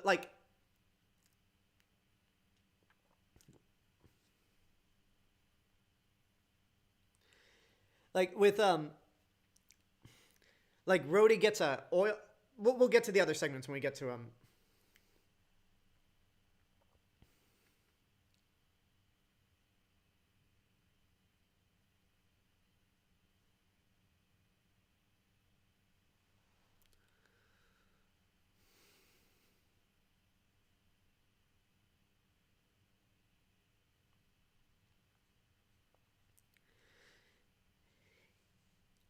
I know Infinity War and Endgame would top this, but I never thought, like, ever since comic book movies started becoming a thing, I never thought I'd live to see the day where this would happen. You have Captain America, the Winter Soldier, the Falcon, Hawkeye, Ant-Man, and Scarlet Witch fighting Iron Man, Black Widow, Spider-Man, Black Panther, War Machine, and the Vision.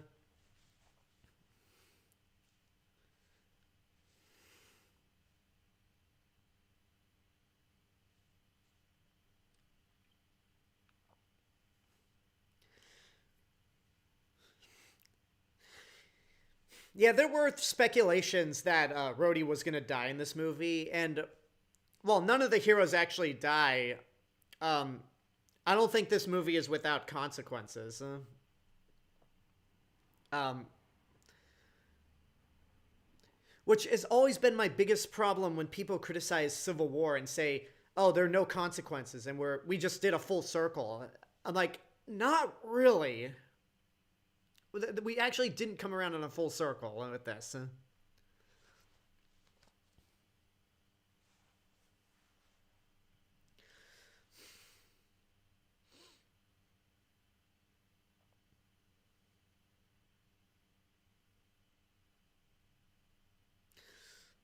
Interesting how Vision just kind of disappears from this fight.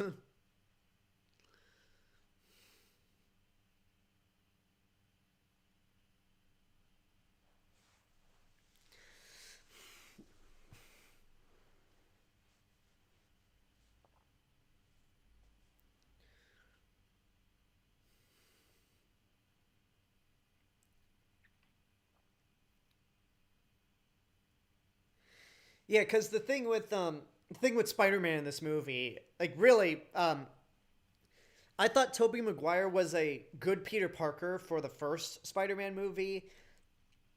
I hate how they kind of made him an idiot in Spider-Man 2. Um, and then there's the emo Peter Parker in Spider-Man 3. But I always thought his Spider-Man was it wasn't the greatest. And then with Amazing Spider-Man 2, with the Amazing Spider-Man movies, Andrew Garfield makes a great Spider-Man, but a terrible Peter Parker. And then this movie, it's like, holy shit, they finally got both of them right. Although I gotta say, Henry Jackman's Spider-Man theme, I guess, is probably the most boring comic book movie theme I've heard for a hero. Like, dun dun dun. It's so, I don't know, it's such a bland theme.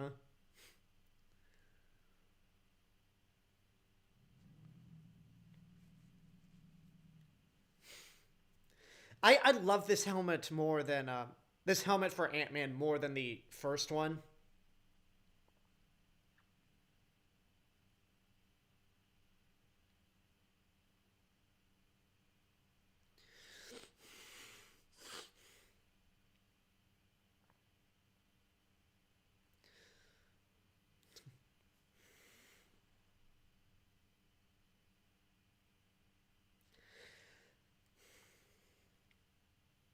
Yeah, Danny Elfman's Spider-Man scores are good. I do really like Michael Giacchino's scores because they fit more with the high school atmosphere. But it's clear that the Spider-Man game for the PS4 definitely drew inspiration from Danny Elfman.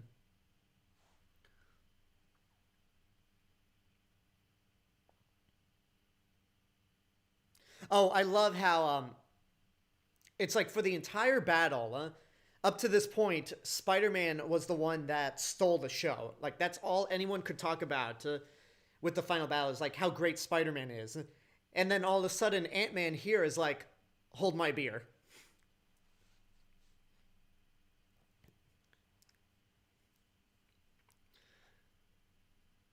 I love the detail with the eyes, and like I clearly remember,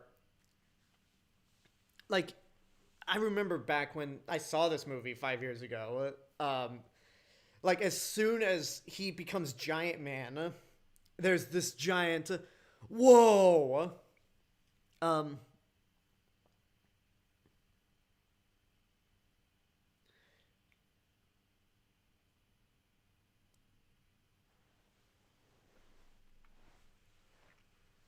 and then Spider-Man's reaction where he says "Holy shit" is on point. Hello there, Nick.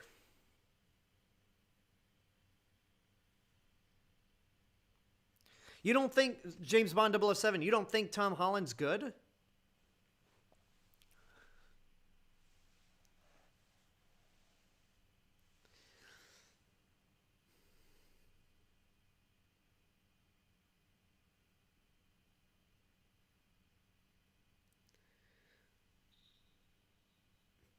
To be honest, I wouldn't mind seeing within the Spider Verse universe. I would like to see more Chris Pine Spider Man. That's just me though.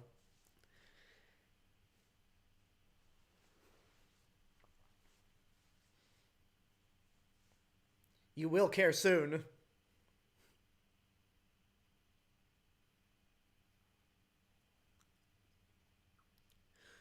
Whoa, whoa, whoa, whoa, Razorbike, Razorbike, hold up! I didn't say I don't like Spider-Man 2. There's a lot in Spider-Man 2 that I really like. I just think it's I just think there are some problems that I have with the movie where I don't think I just feel like people kind of blow them off. Because if you like every time I watch Spider-Man 2, I always get some joy out of it. And if you go back and watch my review from 4 years ago, I gave it a very good review. Yeah, I don't want anybody watching this right now. I don't want anybody to get the impression that I don't like Spider-Man 2. It's just I think I just think it's not as good as the first Spider-Man, um, Spider-Verse, and the two MCU movies.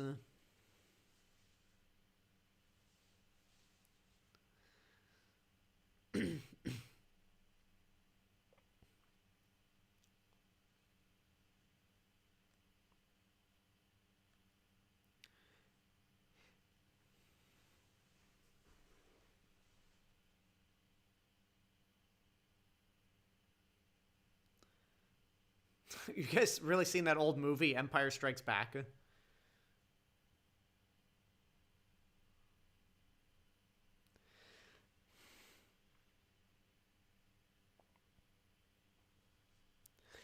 Yeah, the thing with here's the thing. I don't even think Spider-Man 3 was that jam-packed. I don't hate Spider-Man 3. I agree it is the weakest of the Raimi movies, but honestly, I don't see it as that big of a step down. Like it's not. I don't think it's that drastic of a like decrease in quality compared to the first two movies. But honestly, Amazing Spider-Man 2 was more jam-packed and ridiculous. Oh yeah, Empire Strikes Back is 41 years old.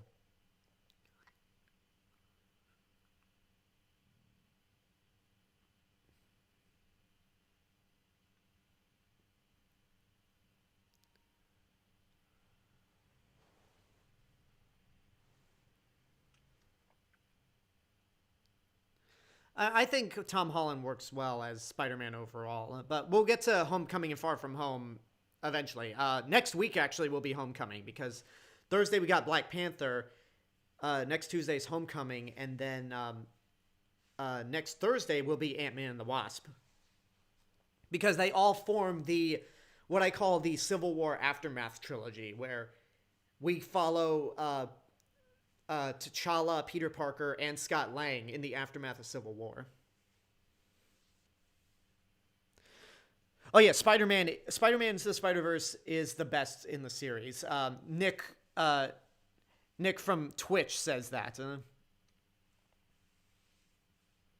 I think everyone's in agreement that it's the that Spider-Verse is the best one.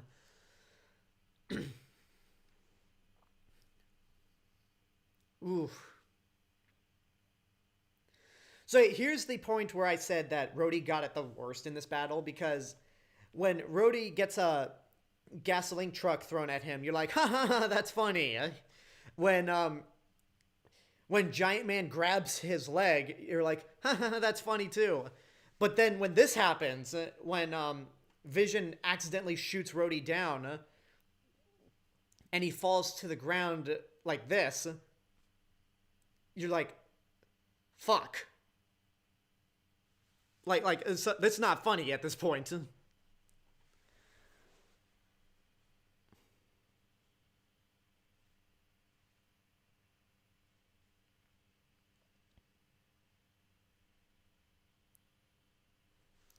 Yeah, my favorite live action one is still Homecoming. I have not seen I have not rewatched Far From Home since its theatrical run.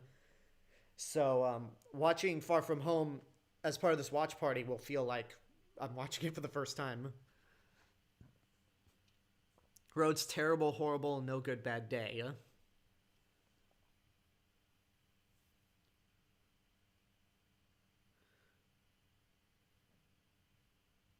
Yeah, again, there's a lot like there are admittedly points in Zemo's plot where you do have to suspend your disbelief. But again, what his motive at the end, you're like, okay, that makes like the motive doesn't he has a clear motive and you understand why he's doing the things he's doing.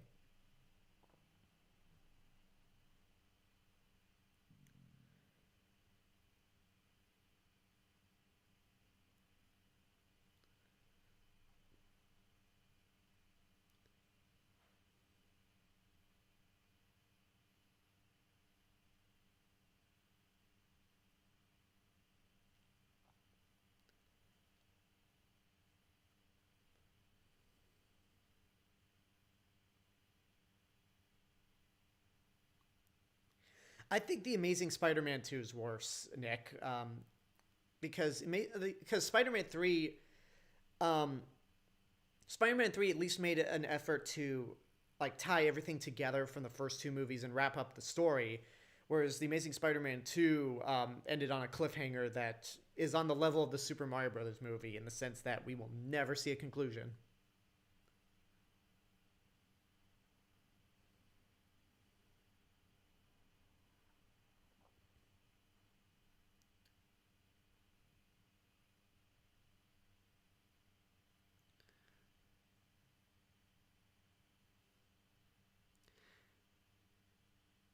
Steve being a bit selfish and stubborn.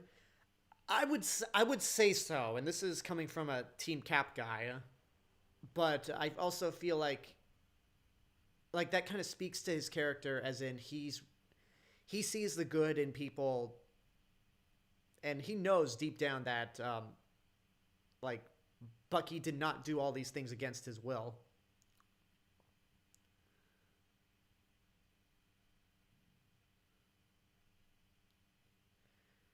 Oh yeah, let's. I mean,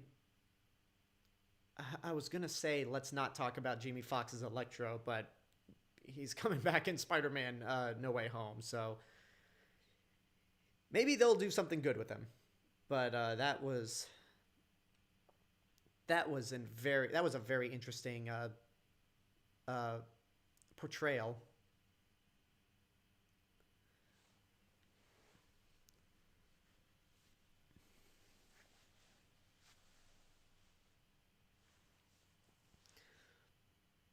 Yes, I mean, maybe Spider-Man 4 could have done something good, like with John Malkovich as the Vulture and Anne Hathaway as Black Cat.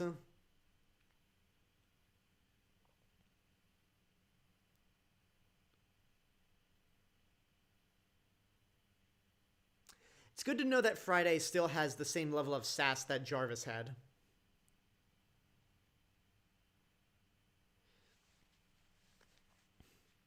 I wouldn't be surprised to see Bruce Campbell in Doctor Strange Multiverse of Madness, because yeah, Sam Raimi's directing it. He and Bruce Campbell are good friends.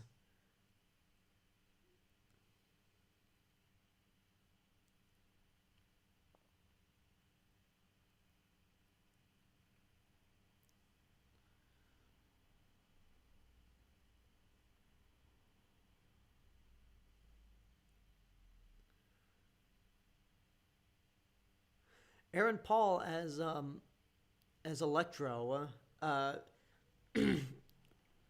Nick Sheets on Twitch says that for those of you who are watching this on YouTube, that's I could see that happening.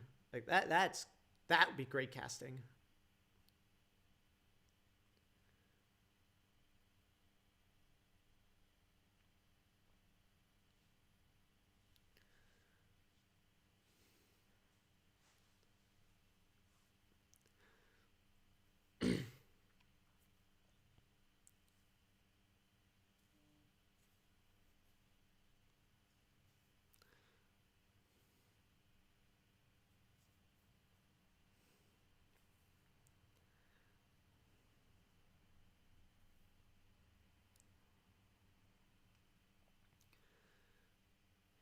The place where all the problems started.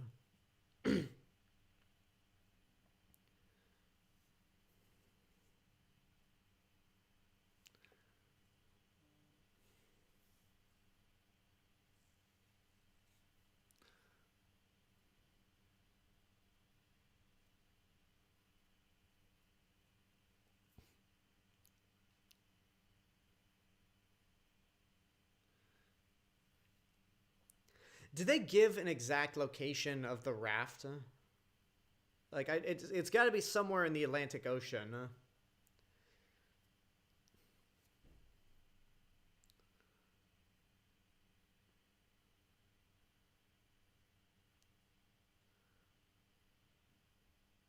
Oh, we don't speak of that Razorback. We do not speak of Palpatine clones or Snoke body parts in a pickle jar.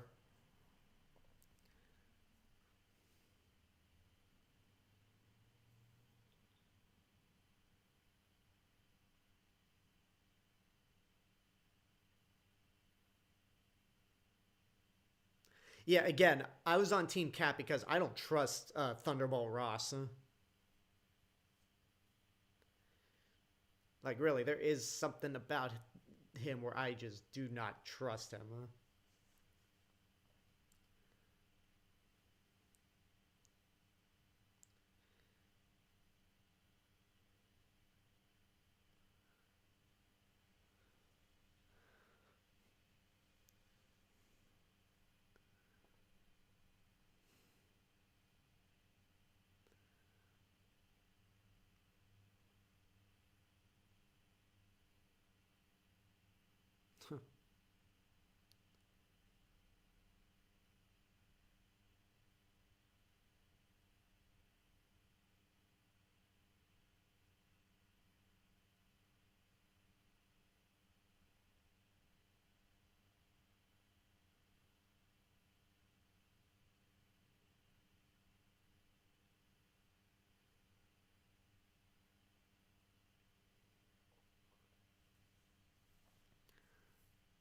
The raft was almost in Deadpool?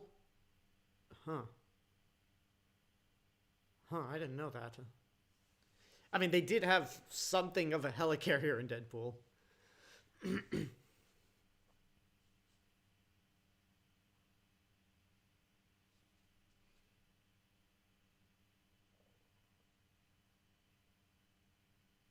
Jesus.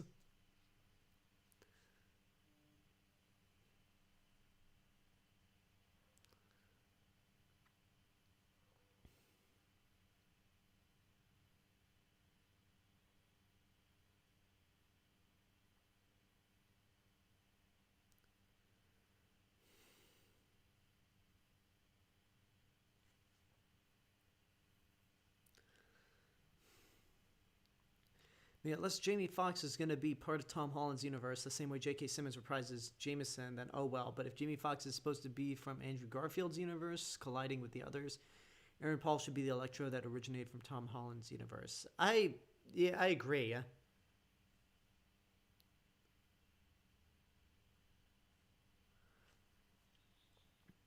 I mean, if they're going to go the J.K. Simmons, J. Jonah Jameson route, I have a chance that it's going to be a different Electro because um, uh, Jameson in the Raimi movies was the classic J. Jonah Jameson, whereas in the MCU, Jameson is Alex Jones.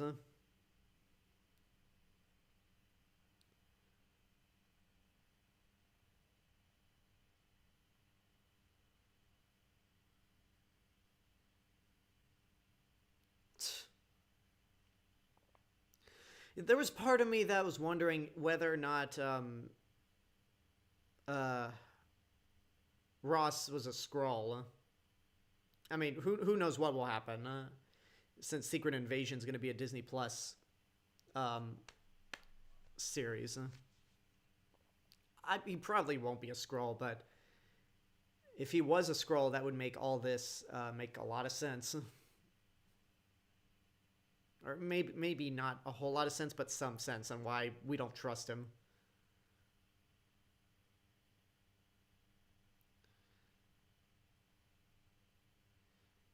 Man, T'Challa is relentless.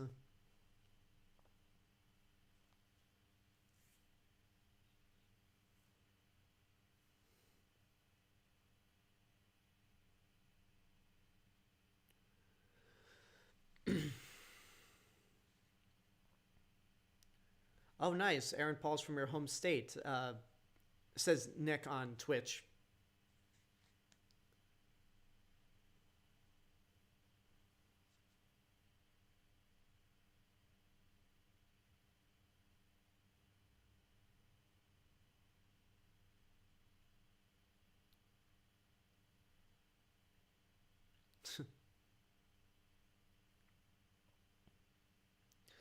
Oh yeah, this part, this finale.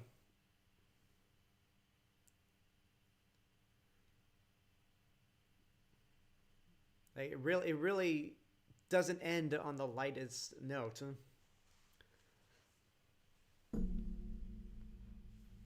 Sorry, just reaching over to grab some water.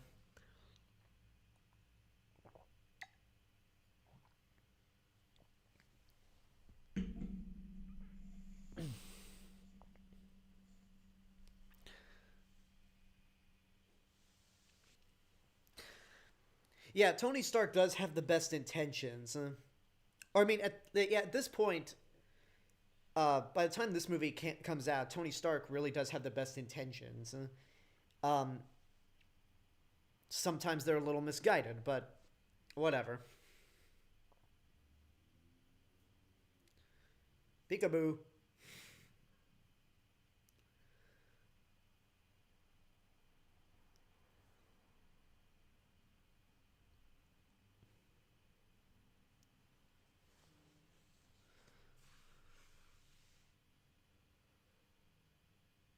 Oh, I didn't know that. Okay, Nick Sheets from Twitch says, if you, not sure if you knew about this, but when the canceled Spider-Man 4 was still in production, they had plans to reveal that Bruce Campbell was Mysterio in disguise.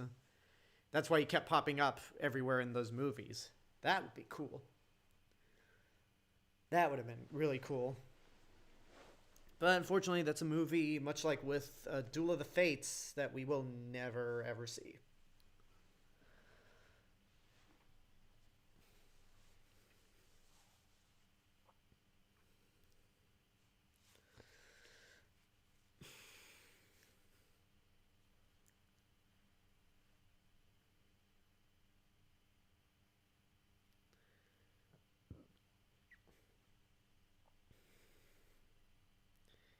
Yeah, I don't know if people have seen this, but there's a panel that Bruce, like to really give you an idea of how great Bruce Campbell is as a comedian.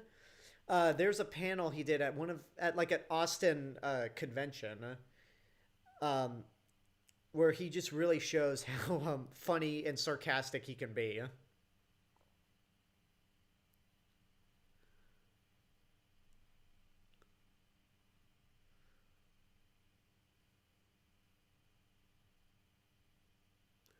Yeah, I heard about John Malkovich possibly being the Vulture,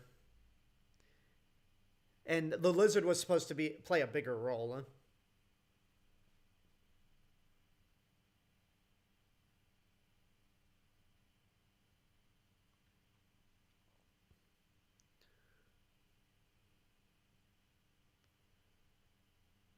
That realization. It's like, who traveled the farthest to be here? Austin? No, you're the laziest bastard here.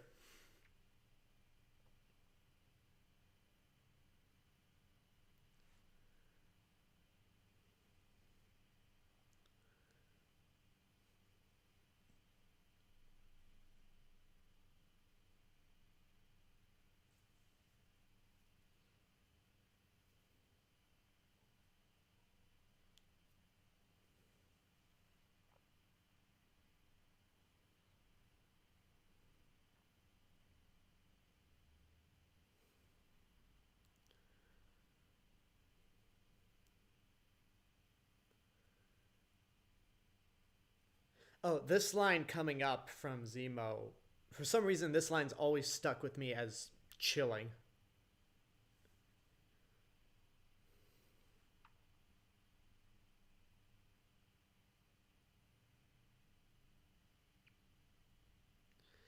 I mean, obviously the Avengers would reunite, but that line was just. That line is chilling.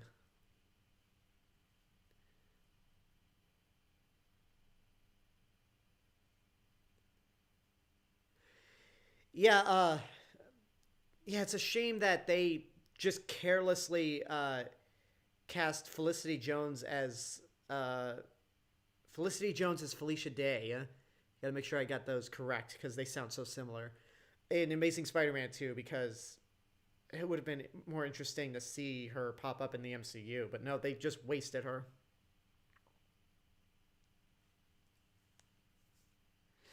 Yeah, here's the thing. It's like the final battle. Hardy, Felicia Day. No, that's Felicia Day. That's an actress. Felicia Hardy. Thank you, Nick.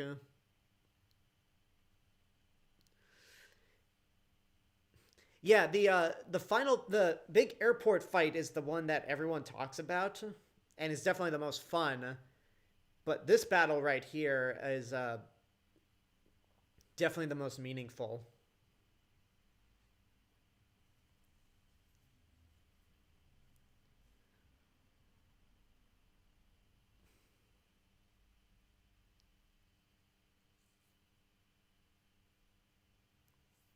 It's emotional because we have the context. We've heard several times that Tony Stark's parents died when he was young. Um, we were hinted in Civil War that the Winter Soldier was the one responsible for Howard Stark's death.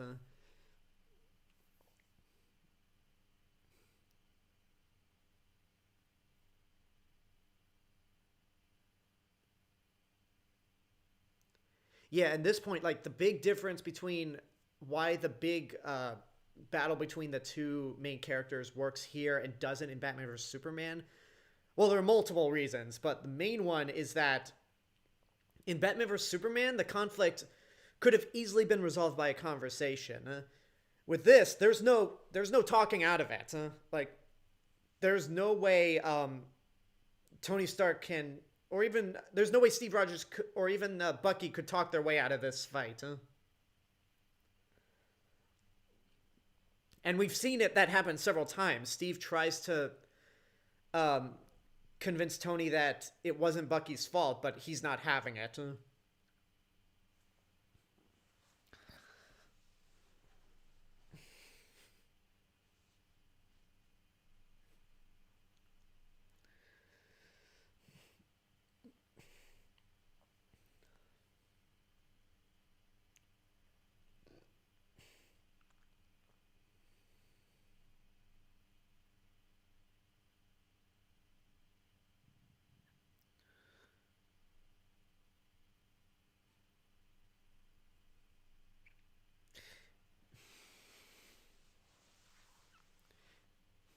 Nick Sheets on Twitch says Batman Superman's rivalry was the equivalent to a rivalry between two fourth grade edge lords. Fourth grade, two hypocritical fourth grade edge lords. Because after rewatching that movie earlier today, um, like they are both flat out hypocrites, and since they essentially made Superman dark like Batman in Man of Steel, the only way to make Batman like even darker was just to have him be a murderous psychopath. And also, the two of them aren't on screen long enough to really establish a good rivalry. And again, because Henry Cavill, I think he's good in Man of Steel, but he's terrible in Batman vs Superman, because Henry Cavill, Superman Clark Kent is so uninteresting in that movie. That's another reason why you just root for Batman. And plus, the big final battle in that movie is filmed by somebody who clearly prefers Batman to Superman. Whereas this one is not. Like, the Russo brothers aren't taking sides on who their favorite is. Because the story comes first in the outcome of this fight, which, again, does not end well. Yeah, there's a legitimate conflict with this battle. And it's no longer like about something. It's like the final battle here is just more personal. I feel like this was also a I know these two movies were made at the same time, so there's no way they copied each other. And anyone that thinks oh, hello there, Johnny Boy. Oh, Johnny Boy, I get it. I don't think I've ever seen you on the stream. Welcome. But oh yeah, the conflict here, like, I love how they brought in again, I don't think these movies copied each other, and anyone that says Civil War copied Batman vs Superman, you don't understand how movies work. But it's funny that both movies have a plot point involving the billionaire's mother. There's that iconic shot. And this movie where it's really it's emotional. Batman vs Superman, it's comedy gold.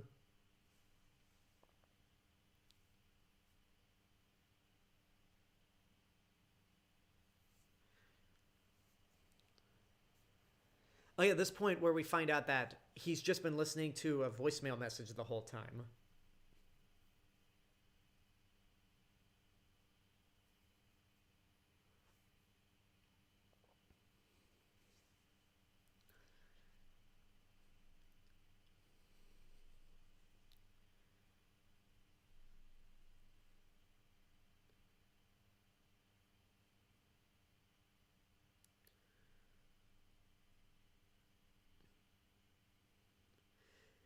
Nick on Twitch says it's very clever and engaging. It's a very clever and engaging way to start the conflict in the first place. Yeah.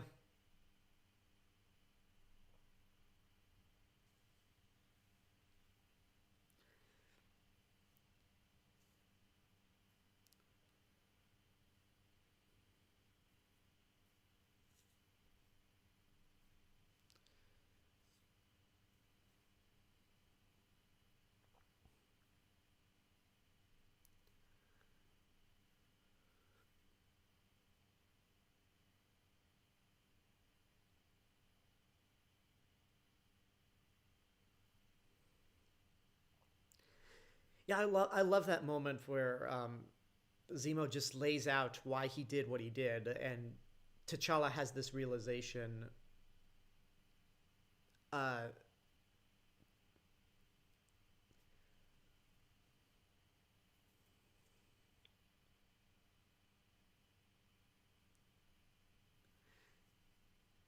Nick says Nick on Twitch says what I was saying earlier about them having their ideologies flipped. Uh, if the people on YouTube don't know, that's what I was talking about. Um, and what he said was they have their own ways of thinking turned against them. Tony being the rebellious, eccentric who's guilted into being the stuck-up, and Cap starts to doubt the authorities above him.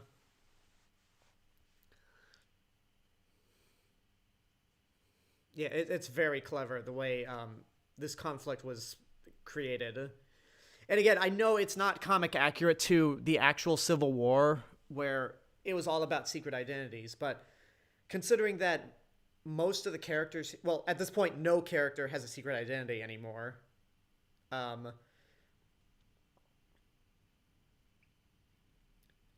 um, you had to make the conflict about something else if you were going to do Civil War, because, again, uh, at this point, only Peter Parker had a secret identity, Spider-Man, but now nobody has a secret identity. And it's funny with the original book. I was always on Tony Stark's side. There was the book just I just felt more on Tony Stark's side. I felt more on Stark's side than I did Steve Rogers. But again, one of the best parts about this movie is that it makes it hard for you to pick a side, because both of them have very good arguments on why each side would work and why the other doesn't.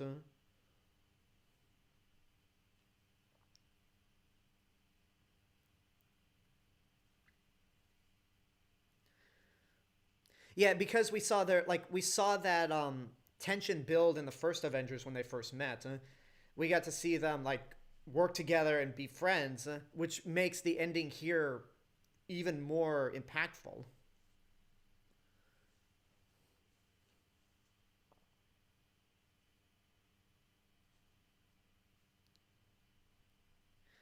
Yeah, exactly. Nick said it best on Twitch. I simply cannot pick a side. That's what I love about it, because unlike Superman and Batman, you do care about what they're fighting over. Yeah, it really this final battle, in Batman vs Superman. Um, if there was ever a point where I was rooting for someone, I was rooting for Batman just because Superman was so boring. But at the end of the day, it's I don't care what you guys are fighting for, or fighting over. Just end it all. In this situation, it's I care what the conflict is about, but I can't pick a side. It's like the big final battle is watching the final battle is like watching your parents fight, where you just want to step in and go, "Stop fighting."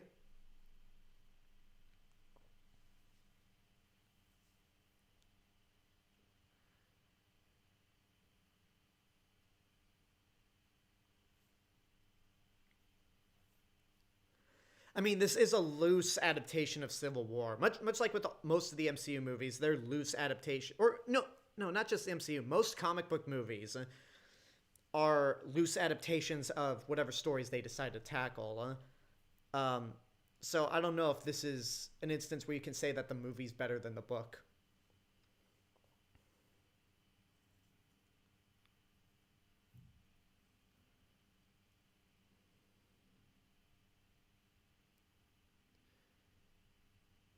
Poor Vision.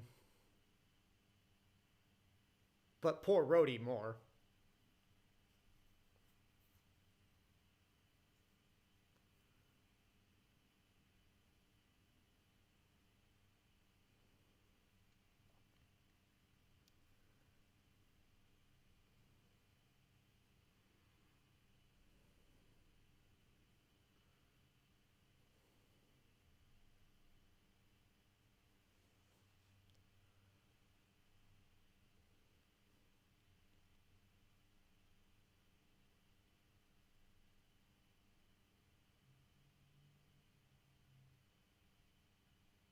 Oh, too soon. Razorback. Oh yeah, here comes T Production says here comes Stan the Man Lee. More importantly, here comes the cameo that Guardians of the Galaxy Volume 2 referenced, even though that movie takes place before Civil War, it came out after Civil War.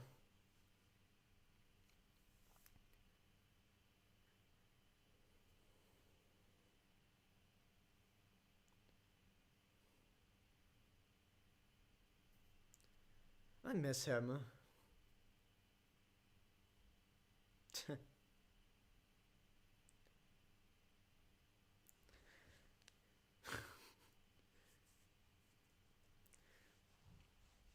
I wonder, like, since Guardians of the Galaxy Volume 2 pretty much confirmed that Stan Lee was a Watcher informant, I wonder if that was him getting revenge on Tony for mistaking him for Hugh Hefner and Larry King.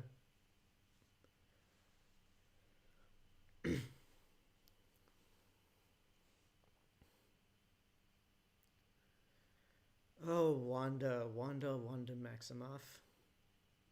The most tragic character in this series. Like Uta the Watcher. No, I mean Watcher informant, where he just basically talks to them. At least that's as far as I know.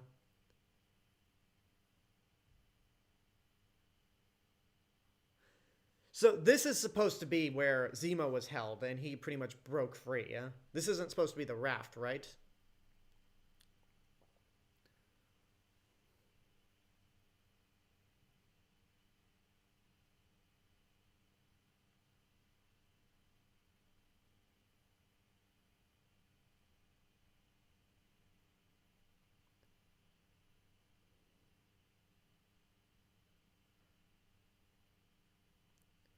Yeah, I really love this closing monologue from Steve.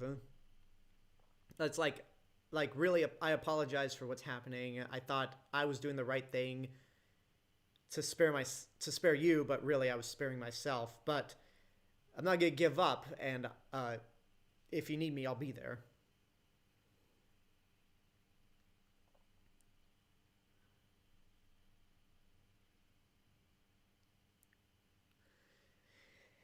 Oh, that was like Marcus and Stephen McFeely. Uh, yeah, that this movie was like this movie was almost therapeutic after watching Batman vs Superman earlier today. And I'm actually like I rewatched my original review for Batman vs Superman, and I realized I was way too nice in that movie. And I feel like if this had come out before Batman vs Superman, and I'd seen that movie later, I wouldn't have been as kind. Like they're really, and I know it's not. Again, I know like I'm I know this probably is not the case, but I really kind of get the impression that sometimes Marvel likes to low key troll DC. So the fact that this comes out and is pretty much BVS done right is pretty funny. So how does this fit into the community universe? Dean Pelton eventually gets promoted from dean at a community college in Greendale to headmaster at MIT. It's as simple as that.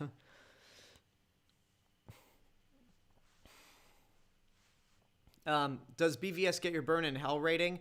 Oh, yeah. Yeah. If I could go back in time and tell my younger self, don't be too nice on this movie, I would do it, because that movie, it's not the worst comic book movie I've seen. I think Halle Berry's Catwoman and Fantastic Four are worse. And X-Men Origins Wolverine is much worse than Batman vs. Superman. But no comic book movie makes me as angry as Batman vs. Superman does. And I think that might have to do with the fact that, again, the fan base just tries to convince those that don't like the movie that it's actually great. And also, the fan base just kind of, like, the Snyder cult just kind of belittles those that don't like the movie. It's like, guys, you are in a small minority. You can like the movie. I'm not going to call you an idiot, because what good does that do? It doesn't make any sense to get riled up over a movie that people don't like, that people like, that I think is a piece of shit. But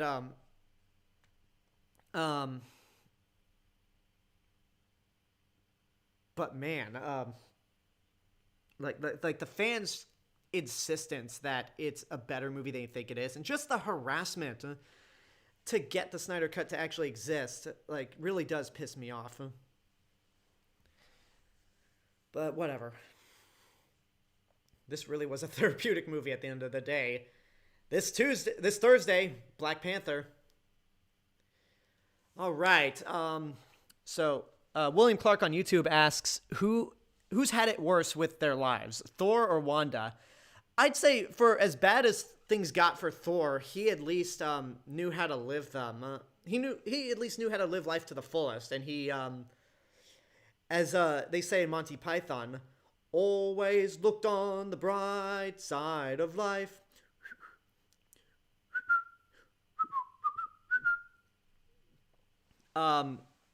Whereas Wanda, again, for those of you who haven't seen WandaVision, I'm not going to spoil it, but you really get a sense in that show how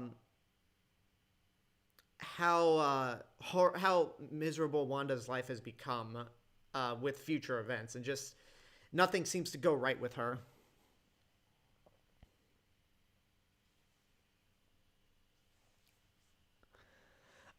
Nick Sheets on Twitch says, I wouldn't be surprised if the writers saw Batman vs. Superman and said, okay, this showed us everything we shouldn't do, so let's take what they did and make it good. Again, that, oh no, wait, I wouldn't be surprised if the writers of Civil War saw Batman vs. Superman. Again, that's not really how movies work, because I doubt Christopher Marcus and Stephen McFeely saw Chris Terrio and David Goyer's script. Because again, these movies were made around the same time, but Batman vs. Superman came out about a month earlier, so there was no way. I think it's just a pure coincidence that these movies ended up being as similar as they were. But again, I think there are points where Marvel does kind of low-key troll DC, because when Justice League came out in 2017 and bombed, Marvel waited about 2 to 3 weeks before releasing the Infinity War trailer. And then even back in 2014, when DC, through a press release, revealed their slate for movies, half of them didn't even happen. The literal next day, Marvel puts up their big Phase 3 event where they invite the fans to come. Kevin Feige talks about each of the movies they're going to do individually. And despite the fact that they didn't make the Inhumans, they added in the 2 Spider-Man movies and Ant-Man and the Wasp, and some release dates got changed. That plan pretty much stayed the same. Oh yeah, I saw that interview with Adam Wingard about how he trashed Batman vs. Superman, and he was actually more professional about it than I could ever be. But yeah, he wasn't. It didn't seem like he was hiding, saying that movie was bad.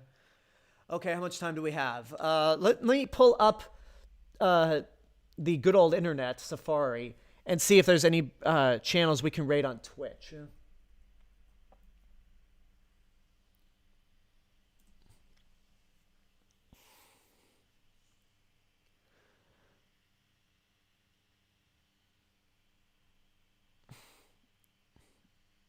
Um. Okay, let's raid. Oh yeah, this song. For those of you who are watching on YouTube, head over to twitch.tv/the real Mr. Robinson. I'm gonna pull up the link and give it to you on. Give it to you guys on YouTube.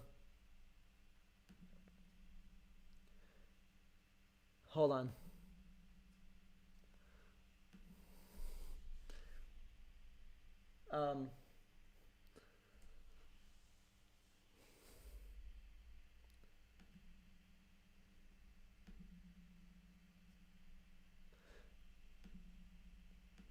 Okay, for those of you who are on YouTube, here is the link to my Twitch account. And while we wait for people to join Twitch, so we can raid Mr. Revan 7, I want to go over the rundown. Thank you all for joining me for this watch party for Captain America: Civil War. Thursday will be Black Panther, which is going to be interesting considering, like I said earlier, this is the first time I've rewatched Black Panther since Chadwick Boseman passed away. If you are watching on YouTube, well, I'm asking you guys to head over to Twitch right now, but make sure you follow me on Twitch. I stream every Sunday, Tuesday, Thursday, and Saturday. The weekends are usually reserved for games. If you follow me on Twitch but do not subscribe to me on YouTube, that is my main hub of entertainment. Movie reviews. Tomorrow I have a review for Fun and Fancy Free. Thursday I have a review for... Ooh, I gotta go to the bathroom. Hang on, what? Just hang tight, folks. Talk amongst yourselves, and hopefully you guys can make it over to Twitch.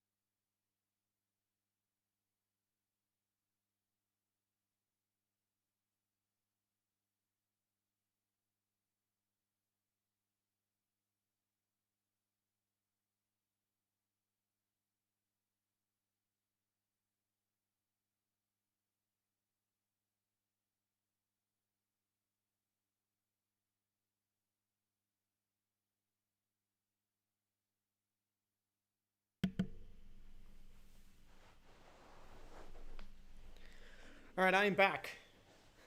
And I was listening to the whole thing with my controller, with the headphones plugged into the controller. Spider-Man will return.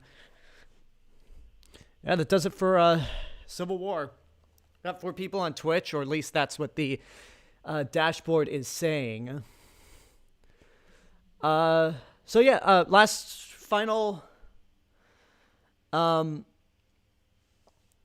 words. If you like what I'm doing on either YouTube or Twitch and you want to help support financially, you go to patreon.com/therealmrrobinson. I have 2 reviews for WandaVision up for anyone that pledges $3 and above. You can see certain goals that I want to meet if I get to a certain amount of money every month. And I'm working on more individual TV episodes for $3 and above. But if you cannot support financially, that's fine.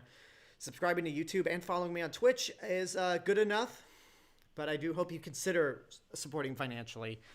And with that said, let's go ahead and raid. Let's go ahead and raid Mr. Revenant 7. Mr. Revan 7.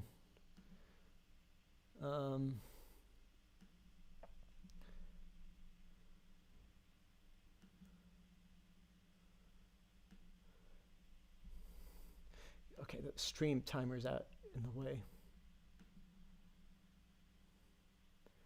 All right, until we're going to push the raid button.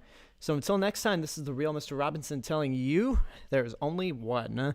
Enjoy the rest of your day and go raid that channel.